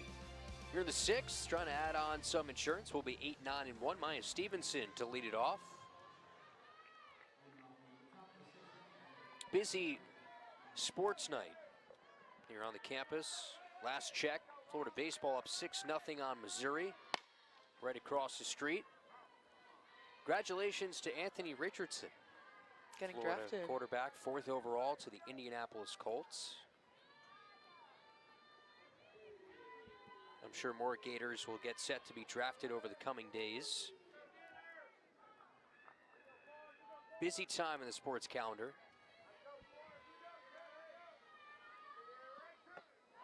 And still trying to figure out things here in the SEC. Entering the day, Tennessee 3 games up in the loss column for the top spot in the regular season standings. They control their own destiny to win their first regular season crown since '07. Then you got Georgia, who's had a spectacular season under Tony Baldwin at 15-5. Big series this weekend, Alabama and LSU. 2 ranked opponents at 10-8 in the conference. Both of those teams can separate from one another. Arkansas and Georgia this weekend as well.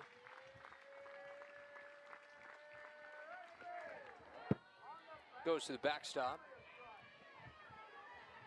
Trilicek just spinning it a little bit too much into the ground. It's a little bit humid outside. Maybe can't get her grip to stay on the ball.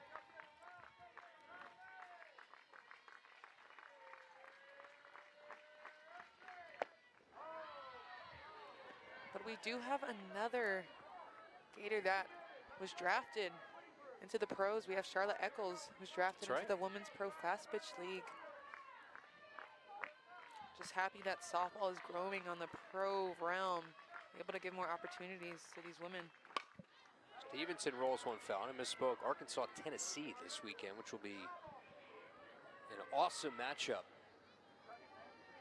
It's a Saturday, Sunday, Monday series, I believe, between those two. That's a new league that is starting up. Yes, their inaugural season was last season. They'll continue to play this summer.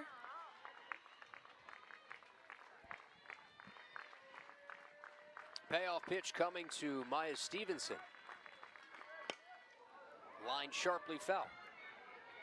Maya Stevenson with so much power.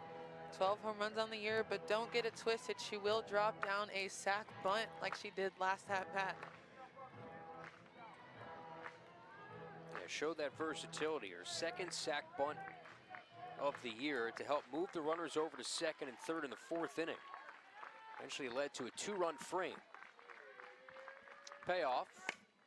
Line right to Sam Rowe, is pinched up the middle, and she's got it. So the shift works in Florida's favor this time for the opening out. That it does. I think if Sam Rowe was playing in her normal position, I think she might have grabbed that as well. That just hit a little bit over on the right side of the field. Does a good job at snagging it. Big out to start the inning. Here's Brooke Bernard, who essentially has been a pinch runner for most of the year. She whacked a double into the left center field gap to bring in a run. It tied the game. And before that, flashed some power to left field. For that double, she hit a fly ball to left field that Kendra Falby was able to snag. So definitely showing what she can do as far as her power goes. And she's made the most of her opportunities. If you count those first 2 at-bats, she's had only 10 at-bats all year, and she has 4 hits. So hitting an even 400. That'll get you in the lineup. If you can produce in the box, I can't deny you. One of 2 natives from the state of Florida on this Rebel roster from Palm Beach Gardens, Florida. Graduated top 5% of her class in high school.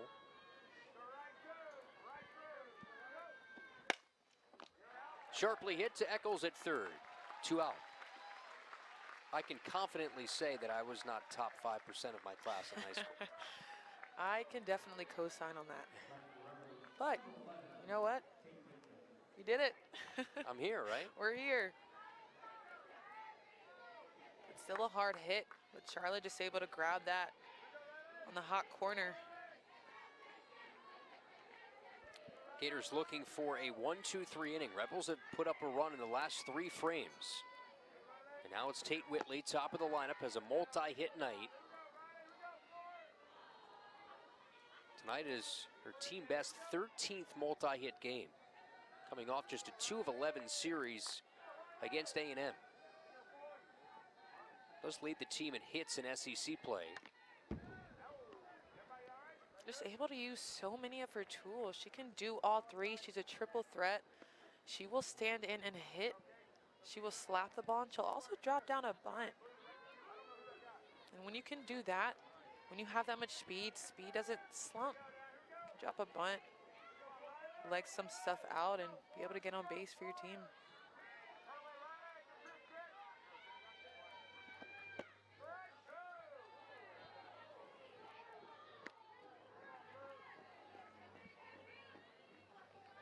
Jamie Traxel said coming into this series that Tate Whitley has always been in a good mental space, even when the production has not been there. She fully expects her to have a big weekend. Tap foul. Sets the tone in this lineup. Prototypical leadoff hitter. Gets on base, high on base percentage. Passes along the right information to those on deck. That's all you can ask for out of a player, especially your leadoff batter who's setting the tone, like you said, for the rest of the team. You can see her poise inside the box each and every at-bat. Ball 3. Career .346 hitter. In her 5th year.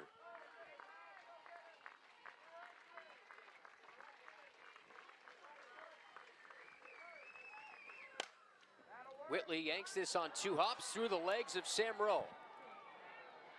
And that will be an E4. So the Gators cannot get that 1-2-3 inning. That's their 2nd error of the game. And this one will go on Sam Rowe. Whitley taking this pitch on the lower outside corner to second base, but Sam Rowe kind of just leans back in her heels, not able to play this ball. The ball kind of plays her a little bit and gets under her glove. When you're down 5-2, you can't necessarily make those mistakes, especially with your leadoff runner. Sykes rips this foul as Whitley was taking off at the pitch. The Gators get the sense to find a way to keep it here at 3 runs. Will be the bottom half of the lineup due up, presumably against Brooke Vestall, who's been sensational out of the bullpen since she arrived in the 3rd.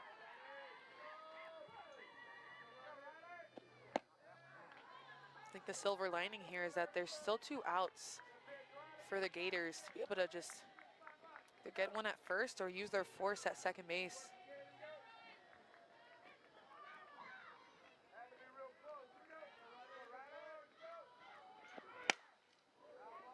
Sharply hit, 1-2, so the Gators 1 strike away from getting out of this inning.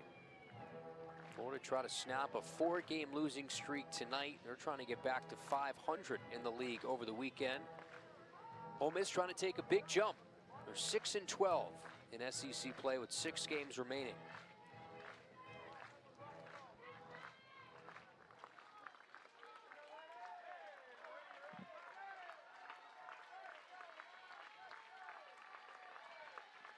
Trellichek with a little bit of room to play around with the zone, with her count being 1-2. Rolled back up the middle. Sam Rowe takes it to the bag herself. And that will do it. So the Gators do get a fielding error in the inning, but no runs. Gators trying to get back into it. Bottom 6 next.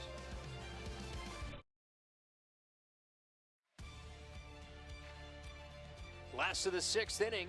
Gators 6 outs to play with. Ole Miss trying to close the door. Bottom half of the Gator lineup Coming up, Brooke Vestall. Alicia Ocasio, what have you seen from the righty since she came in with 1 out in the 3rd inning? She's been pretty dominant. Brooke Vestall's been using her off-speed pitch to her advantage. She's been throwing it consecutively to keep these Gator hitters off balance. And like I said before, if it's not broken, don't fix it. And she has been utilizing it and making these Gator hitters roll over, inducing ground balls, getting swings and misses. And I think if she continues to do that and the Gator hitters don't adjust, they're going to come out on top in this ball game. Not one here in Gainesville since 2014. Pal Egan leads it off, ready ahead in the count, 2-0. 50 pitch mark for Vestall. And we will get a meeting inside the circle. Riker Chasen will walk out. He's done a great job with his pitching staff in his 3rd season here.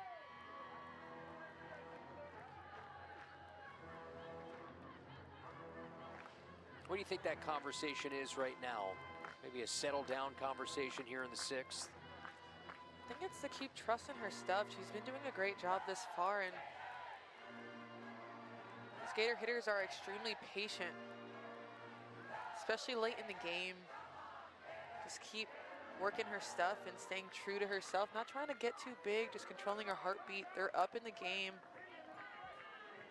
winning by 3 runs. So just to lock down these last 2 innings and pitch her game. Can the Rebels hold on to this lead here?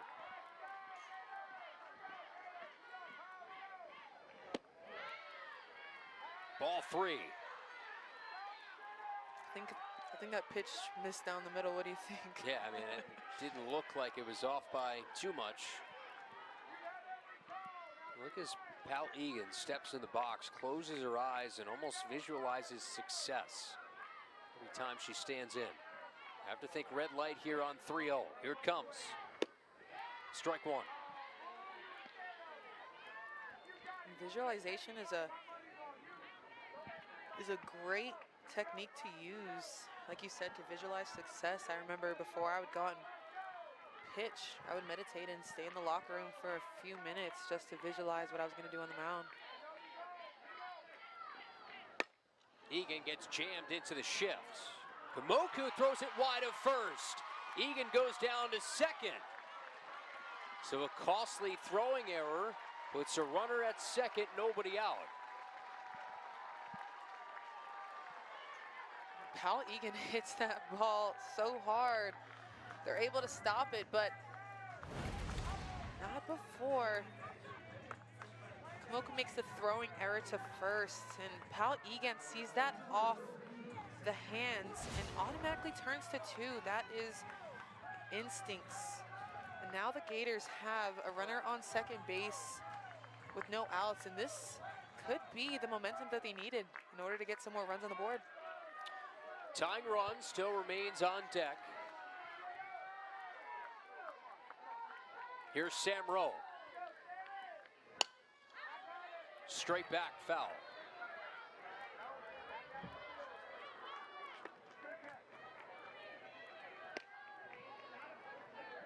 Big moment in this game for the Ole Miss Rebels, looking for a big resume builder. Their first win in this park since 2014. On the balance here, still have 6 outs to get.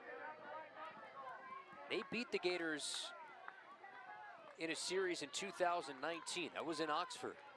Won 2 of 3. Rowe waits on it, pops it up behind home, a collision, and it goes free. And again, those are the defensive mistakes, Alicia, that Jamie Traxel wanted to cut down on. Sykes and Brady just did not communicate. Both are okay, which is important. Us both look safe and sound, but on this play, you almost gotta let Sykes take charge. As she's coming in, she can see the ball going against the fence. With a team like this, no outs, runner in scoring position, you got to be able to make that play, especially in foul territory. Foul tipped into the glove and hung onto for the strikeout. So much emotion by Vestal. I love it. She, again, uses that pitch for another strikeout. You can see how much she just spins this pitch going into other batter's box. Sam Rowe not able to get behind it. Swings right through it. Great job by Vestal. Picks up her 5th strikeout in relief. Sarah Longley watches the first one outside.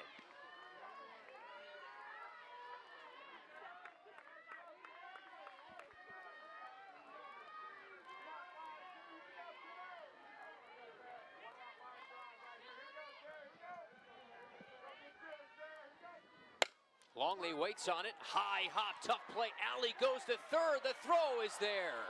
Have to think the Gators might take a look at this. They had to apply the tag to get the out. And Coach Walton will tell the umpire and crew to look this over. That was such a hard hit by Longley. But this bounce kind of gets upon her, and she, really good heads-up play by using her vision to spot Pal Egan, who's ready to take third and get to the third base to get this out, and now they're trying to appeal it. I think that view shows that Pal is probably out. Now, as a base runner in that situation, you had the hesitation step. The ball is in front of you as a runner. Do you have to stay put there at second? Pal Egan is ready to take on third a little bit too soon in this situation. I think sometimes you gotta wait for that ball to get thrown to first base. It's almost an automatic base for Pal Egan if she lets that throw go to first base. But kind of gets ahead of herself. The ball jumps up on Allie, and she not able to make it off the first call. So sending this over to Birmingham for the call at third. It's a big one. Safer out at third. The call on the field was out, so there has to be conclusive evidence to overturn it. And well done by Michaela Alley to regain her composure and still get an out. It's really good field vision to be able to see that after a bad hop. But this play could very much determine where the momentum shifts for the rest of the game.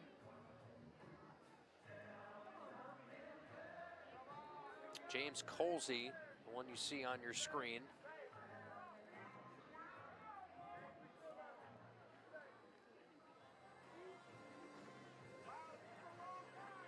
Well, the longer it takes, maybe the better off Florida might be here, because they're trying to really take a look at this. The difference between 2 outs, runner at first, or 1 out, runners at first and third, a 3-run game. And here's another look. Egan goes in headlong as that glove hit that right forearm before fingertips hit the back. Almost looks as if Egan's out.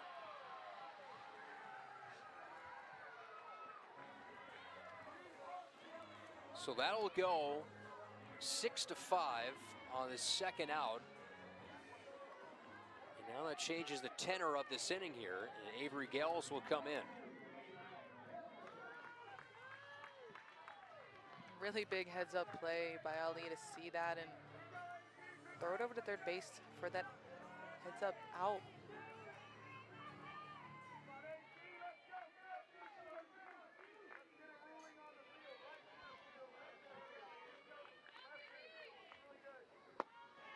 If Gels gets on, you got Wallace on deck. Ole Miss has scored 5 unanswered after Charlotte Eccles homered in the first inning. Solo run in the third, 2 in the fourth, and 2 in the fifth.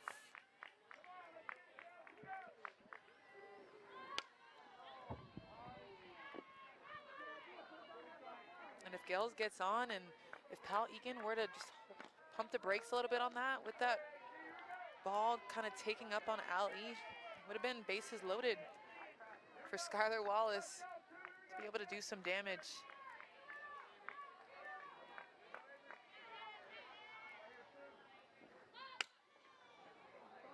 Gels lifts it foul, so now 2 strikes on Avery Gels.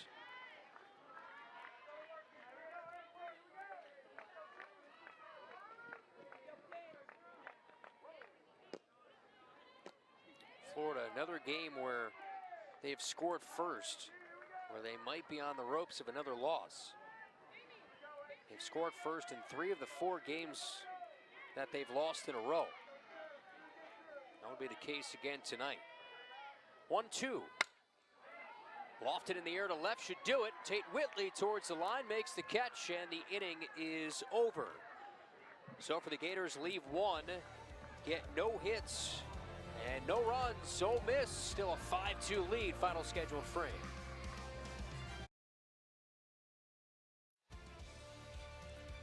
Ole Miss trying to do something they have not done since 2014. Win a game here in Gainesville. Have a 3-run lead going into the 7th. Do have some defensive changes for the Florida Gators. Sarah Longley will be out in right field. We did see an error on Sam Rowe at second base. So the Gators will go back to Reagan Walsh at second base. So those will be the 2 changes. Sam Rowe actually now will catch as well because Longley's in right field. So Sam Rowe will move from second to behind home plate. And those are all the changes heading into the top half of the 7th. Everybody got it? You're scoring at home? Keeping everybody up to date. That's what we do here. When you have that much depth in your lineup, you're able to make those changes and switch some people around.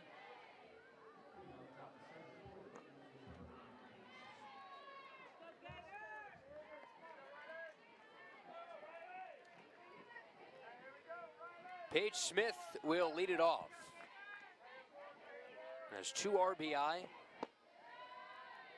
sac fly, a home run in her last at bat, the 5th on the first pitch of the inning. Just gets behind one and rips it to left field. Like you said, first pitch of the at bat, making her presence felt.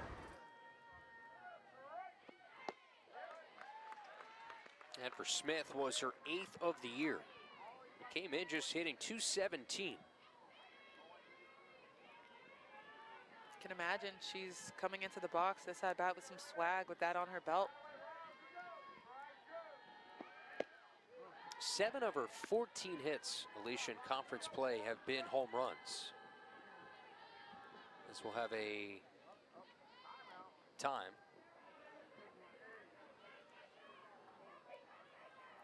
7 of her 8 home runs have come in SEC play.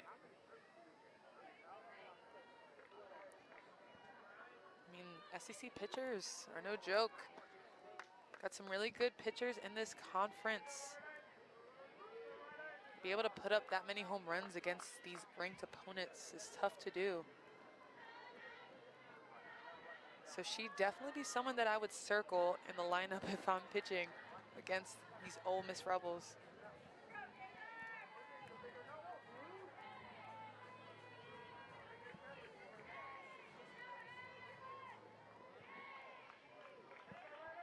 The Gators, if you're looking ahead, will have 1, 2, and 3 in their order, led by Skylar Wallace in the bottom half of the 7th. Gators trying to keep it at a 3-run deficit. Both teams are 2 and 4 in game 1s of SEC series this season.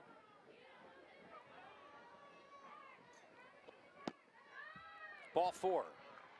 Walks on 5 pitches to Smith, so doesn't get a whole lot to hit there. On base for a second time. Kayla Kamoku will stand in now. Don't necessarily love to give up free passes, especially with no outs and the runner leading off the inning. Almost always comes back to bite you, especially with Kamoku up, who's had some really good at-bats today. Taylor Melvin's going to pinch run at first. Credit this Ole Miss team coming in, knowing what's at stake for their postseason lives. They come in the bottom third of the SEC. Only Missouri and Mississippi State have had less wins in the league. It's a chance to really bolster their season, give them confidence heading into the Alabama series and then off to the SEC tournament.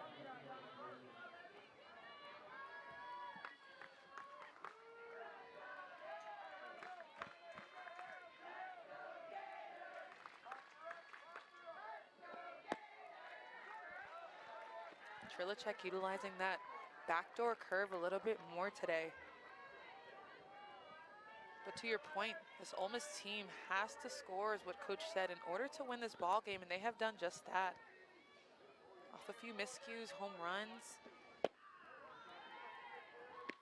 But Vestal doing a really good job in the circle to hold them down to 2 runs. Pitches are just really spinny and deceptive today, clearly, with the swing and misses and the outs that she's gotten this far. Those find the outer edge, 1 and 2. Kamoku didn't like the call.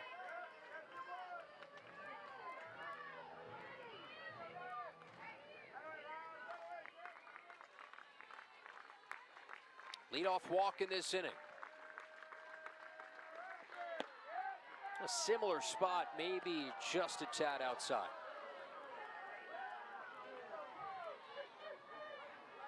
I'd say good job by Trilicek. If the umpire's going to call it there and Boca doesn't necessarily love that pitch, I'm going to try to throw it again. See if I can get one by her. Takes high and tight, and now has worked it full. Moku has walked, hit by a pitch, and singled, so she's been on all 3 times tonight.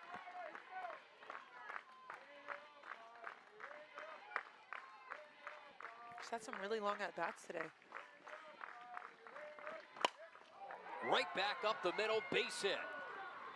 Multi-hit night for Kamoku. First and second, nobody out here in the 7th. And without that walk to lead off this inning, we only have Kamoku on first base. Now Ole Miss has runners on first and second in scoring position. Gators have to work hard to try to get the lead runner out, even turn a double play if they can, to try to stop Ole Miss from scoring. Moku's had a hot stretch. Hits 10 of her last 11 games. Laid down, Michaela Alley shoves that towards Eccles. Walsh covering, sacrifice successful. It's now 2nd and 3rd with 1 out. Nice display of the fundamentals tonight for the Rebels. Get them on and get them over. Now, gotta try to get them in. Almost textbook softball. When you have runners on first and second, no outs, try to get some more security, some more insurance. Putting down a bunt to move them over.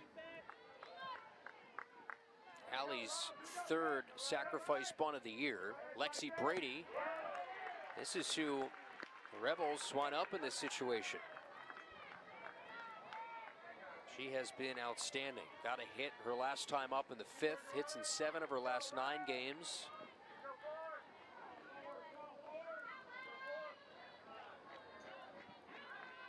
Has homered in the last few SEC series.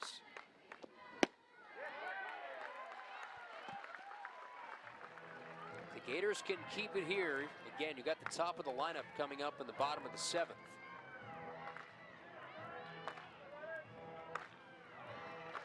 Trilicek and the Gators can get this out by Lexi Brady.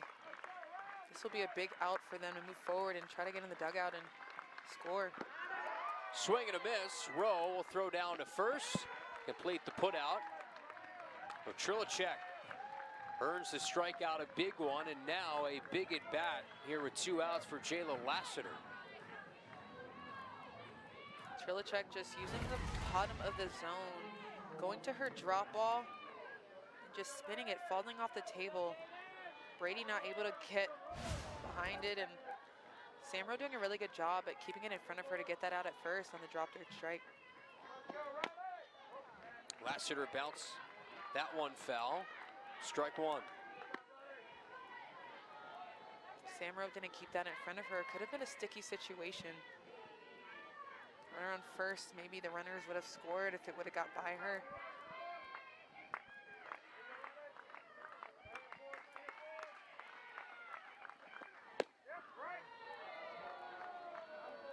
One and one. Lassiter extended her hit streak to 9 straight back in the 4th inning. Was the one who scored on that unorthodox wild pitch from Riley Trilachek.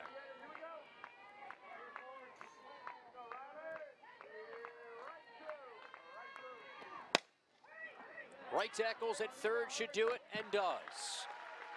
Last breath for the Florida Gators in game 1. They have Wallace, they have Falvey, they have Eccles. Premier part of their lineup when you come back.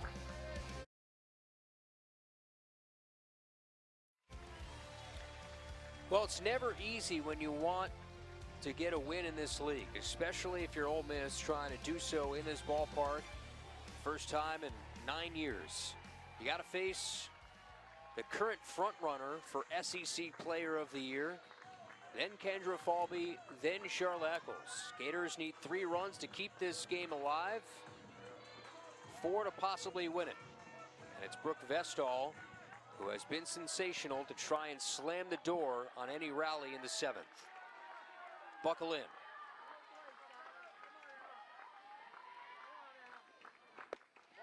Ball 1. Vestall just doing a great job this far in her appearance, holding the Gators down, but this is who you want up. Skylar Wallace, like you said, leading off, was so reliant at the top of the lineup, but this Ole Miss defense playing her in a shift again, hopefully banking on another ground ball being induced by Vestall. We'll see if Skylar can start it off and break it open, get a Gator on base. First 3 out of the zone. Vestall has issued 1 walk in her 3 2/3, has allowed just 1 hit. Has come in, changed speeds to perfection.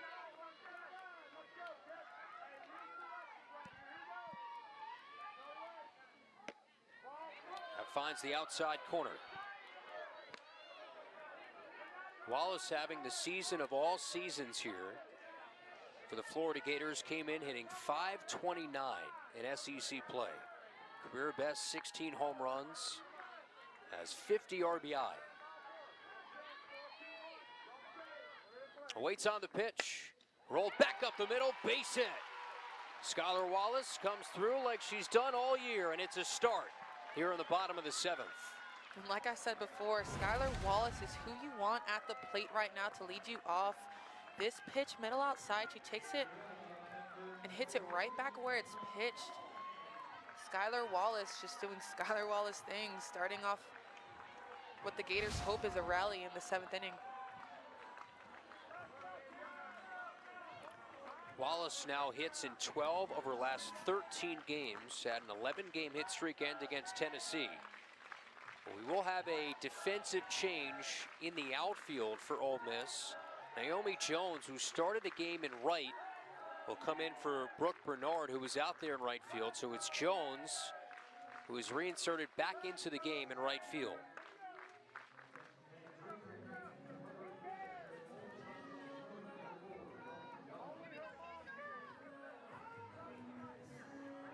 And it's tough for an opposing team to get those final 3 outs against this lineup that has put up giant numbers this year, but have been held to 4 hits. Their lone run producing knock, a 2-run home run for Charlotte Eccles all the way back in the 1st, nothing but 0 since. And now here's Kendra Falvey. Tying run still on deck.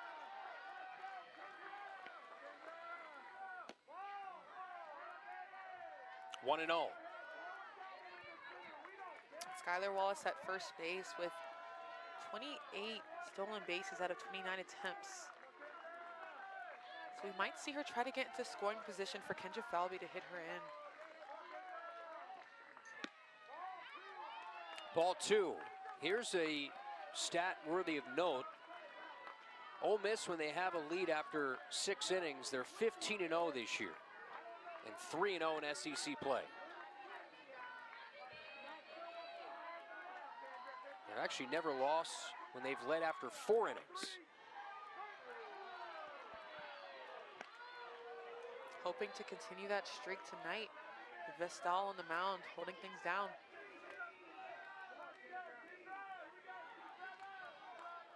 Would be a giant win for this Ole Miss program to start the weekend. Falvey bunts it foul. Now 2 strikes on the Gator outfielder. What I love about this Ole Miss team is you can just see they're controlling their heartbeat this game, and they're not letting Florida, a ranked opponent, phase them. They know what they bring to the table, and they are holding it down and doing their jobs, and you can tell that they have so much confidence on this ball field right now. Ball 3. Eccles on deck. If Falvey reaches, would represent the tying run. Falvey and Skylar Wallace now both showing tremendous patience running these counts up. Ball 4. Tying run. It comes to the plate. Still nobody out in the last of the 7th. And again, this is exactly who you want up in a situation like this. Down 5-2. Skylar Wallace is able to change this game with one swing. Ole Miss does have a couple of arms getting warm in that bullpen. Down the right field side. A couple of right-handers. See what the hook could be on Vestal, who again has been stellar, but now has given up a single and a walk.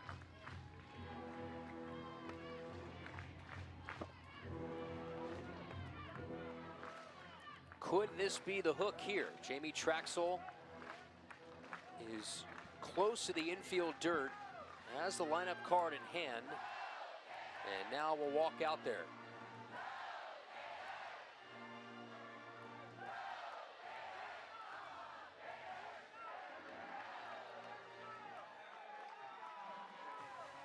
Gators threatening here in the 7th. Like we said, as soon as we came back at the start of the inning, it's never easy. Never is. This conference. Never is, but Gators showing patience and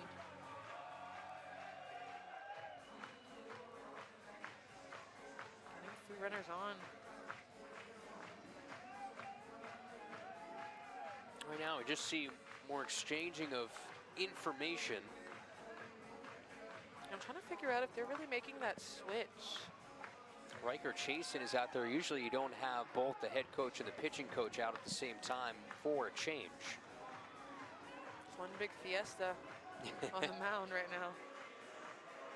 It doesn't look like they're going to make a change here. And again, I think you probably got to ride Vestal here. She's been really good.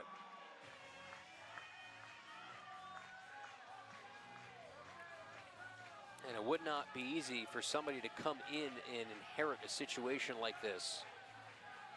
Definitely would not be easy. And if another pitcher were to come in and give up those runs, those would still be Vestal's runs because she put him on base. Charlotte Eccles represents the tying run. Like I said before, buckle in. 1st and 2nd, nobody out.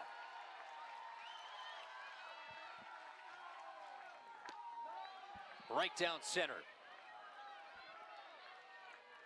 And the crowd is on their feet, ready for this moment, ready for Charlotte to do some damage right now at home plate.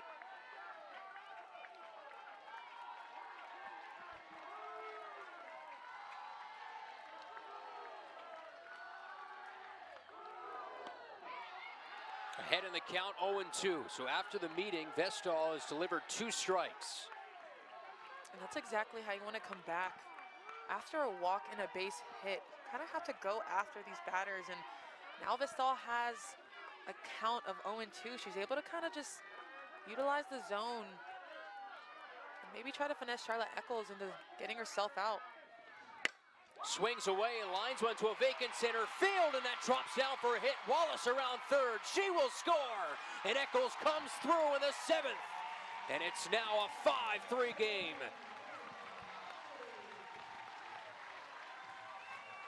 Charlotte just doing what she does, and this pitch is just left a little bit too plated. Charlotte does a good job waiting on it using her power to get this ball into left center field.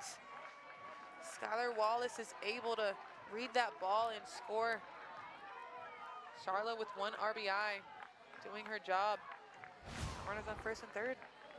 Gators will have a pinch runner. Christina Wellen will run for Eccles, who was quickly down 0-2 and was able to drive a line drive single into center. Big, big moment for Charlotte Eccles to get that RBI, and I think they know how important this is, putting Christina Wellen on first base, being the tying run. But I think Vestal just has to do a better job of using that count leverage. I mean, 0-2 to Charlotte Eccles with 2 runners on. You have to do a better job of moving that ball or putting it a little bit more out of the zone. Reagan Walsh represents the winning run. Tying run at first.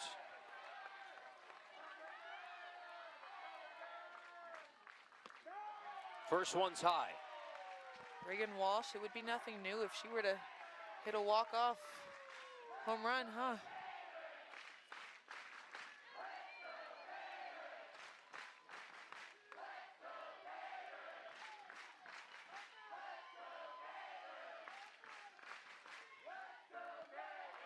Two and 0. Gators have 4 walk-off hits this year.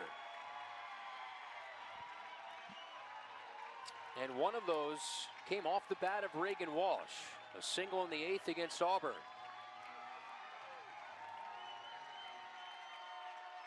Crowd into it. 2-0, swung on, driven deep to left field. Back it goes. It is gone. It's gone. And Florida walks it off on their last breath. They come all the way back. And Reagan Walsh walks it off.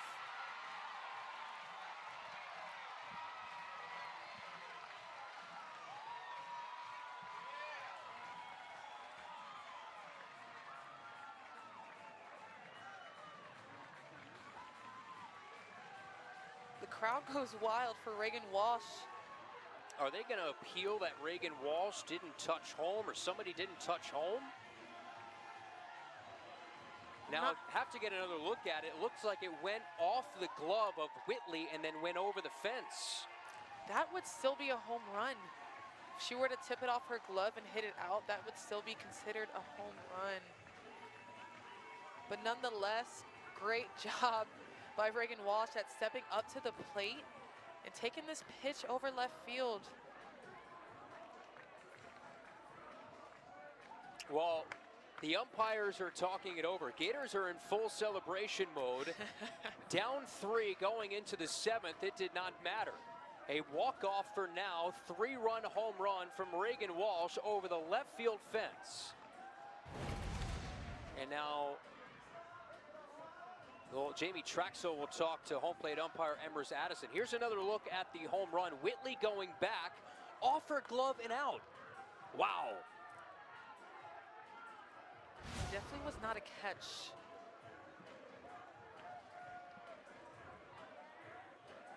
So, explanation being given. Yeah, she was pointing directly towards home plate in the scrum. So I think she was asking, did somebody not touch home plate? What the appeal would be here. But that was the emphasis from that entire Ole Miss coaching staff. They were just pointing down at home plate. As we stand, Reagan Walsh, a walk-off 3-run home run in a 4-run 7th. And I think that will do it, and it will. Let the celebration begin in Gainesville. Florida comes back, a 4-run 7th inning. Does this jumpstart the Gators? Snap a 4-game losing streak and take game 1 in dramatic fashion. Great job by the Florida Gators at coming back and getting more runs up on the board to beat the Ole Miss Rebels. Brooke Vestal doing a great job for a few innings, but like I said, just the patience and the resilience by this Gators offense, and Reagan Walsh just putting them up to win the game, taking game 1 of the series. So the Gators with the win, now 9-10 in the SEC. The sense around this ballpark, he was kind of, the fans couldn't get into it. And we said going into the inning, right, Alicia, 1, 2, and 3. Whenever you get Skylar Wallace to lead off an inning, you have a good chance to get a leadoff base runner on. You're almost assured of it. And then Falvey reaches on the walk. The big at bat, Charlotte Eccles goes down 0-2, is able to line a single out to center field. And then Reagan Walsh, who now has found the power here over the last couple weeks, has her second walk-off hit in SEC play, got the water bath as well. And how about that feeling for Reagan Walsh? I mean, you've had the opportunity to be a part of celebrations like that. What do you think that's like for her? I know it's a bittersweet feeling, especially going into postseason, but what a big moment for Reagan Walsh and the Florida Gators to come up and secure this win after being down and being held down by Brooke Vestal. I mean, great performance by her, but the Gators bit back and were able to pull this win out to start the series off with the dub. And I know that's going to roll over and hopefully, you know, bring them some confidence going into day 2. What an emotional night for the Florida Gators. A 4-run 7th comeback, walk-off 3-run home run for Reagan Walsh, and the Gators win at 6-5 in the opener of this series. Game 2 of this series will be tomorrow, noon Eastern. You can watch it on the SEC Network Plus. For Alicia Ocasio, our entire crew, I'm Kyle Crooks saying so long and good night from Gainesville. An outstanding finish, Reagan Walsh, with one of the biggest swings of her young career.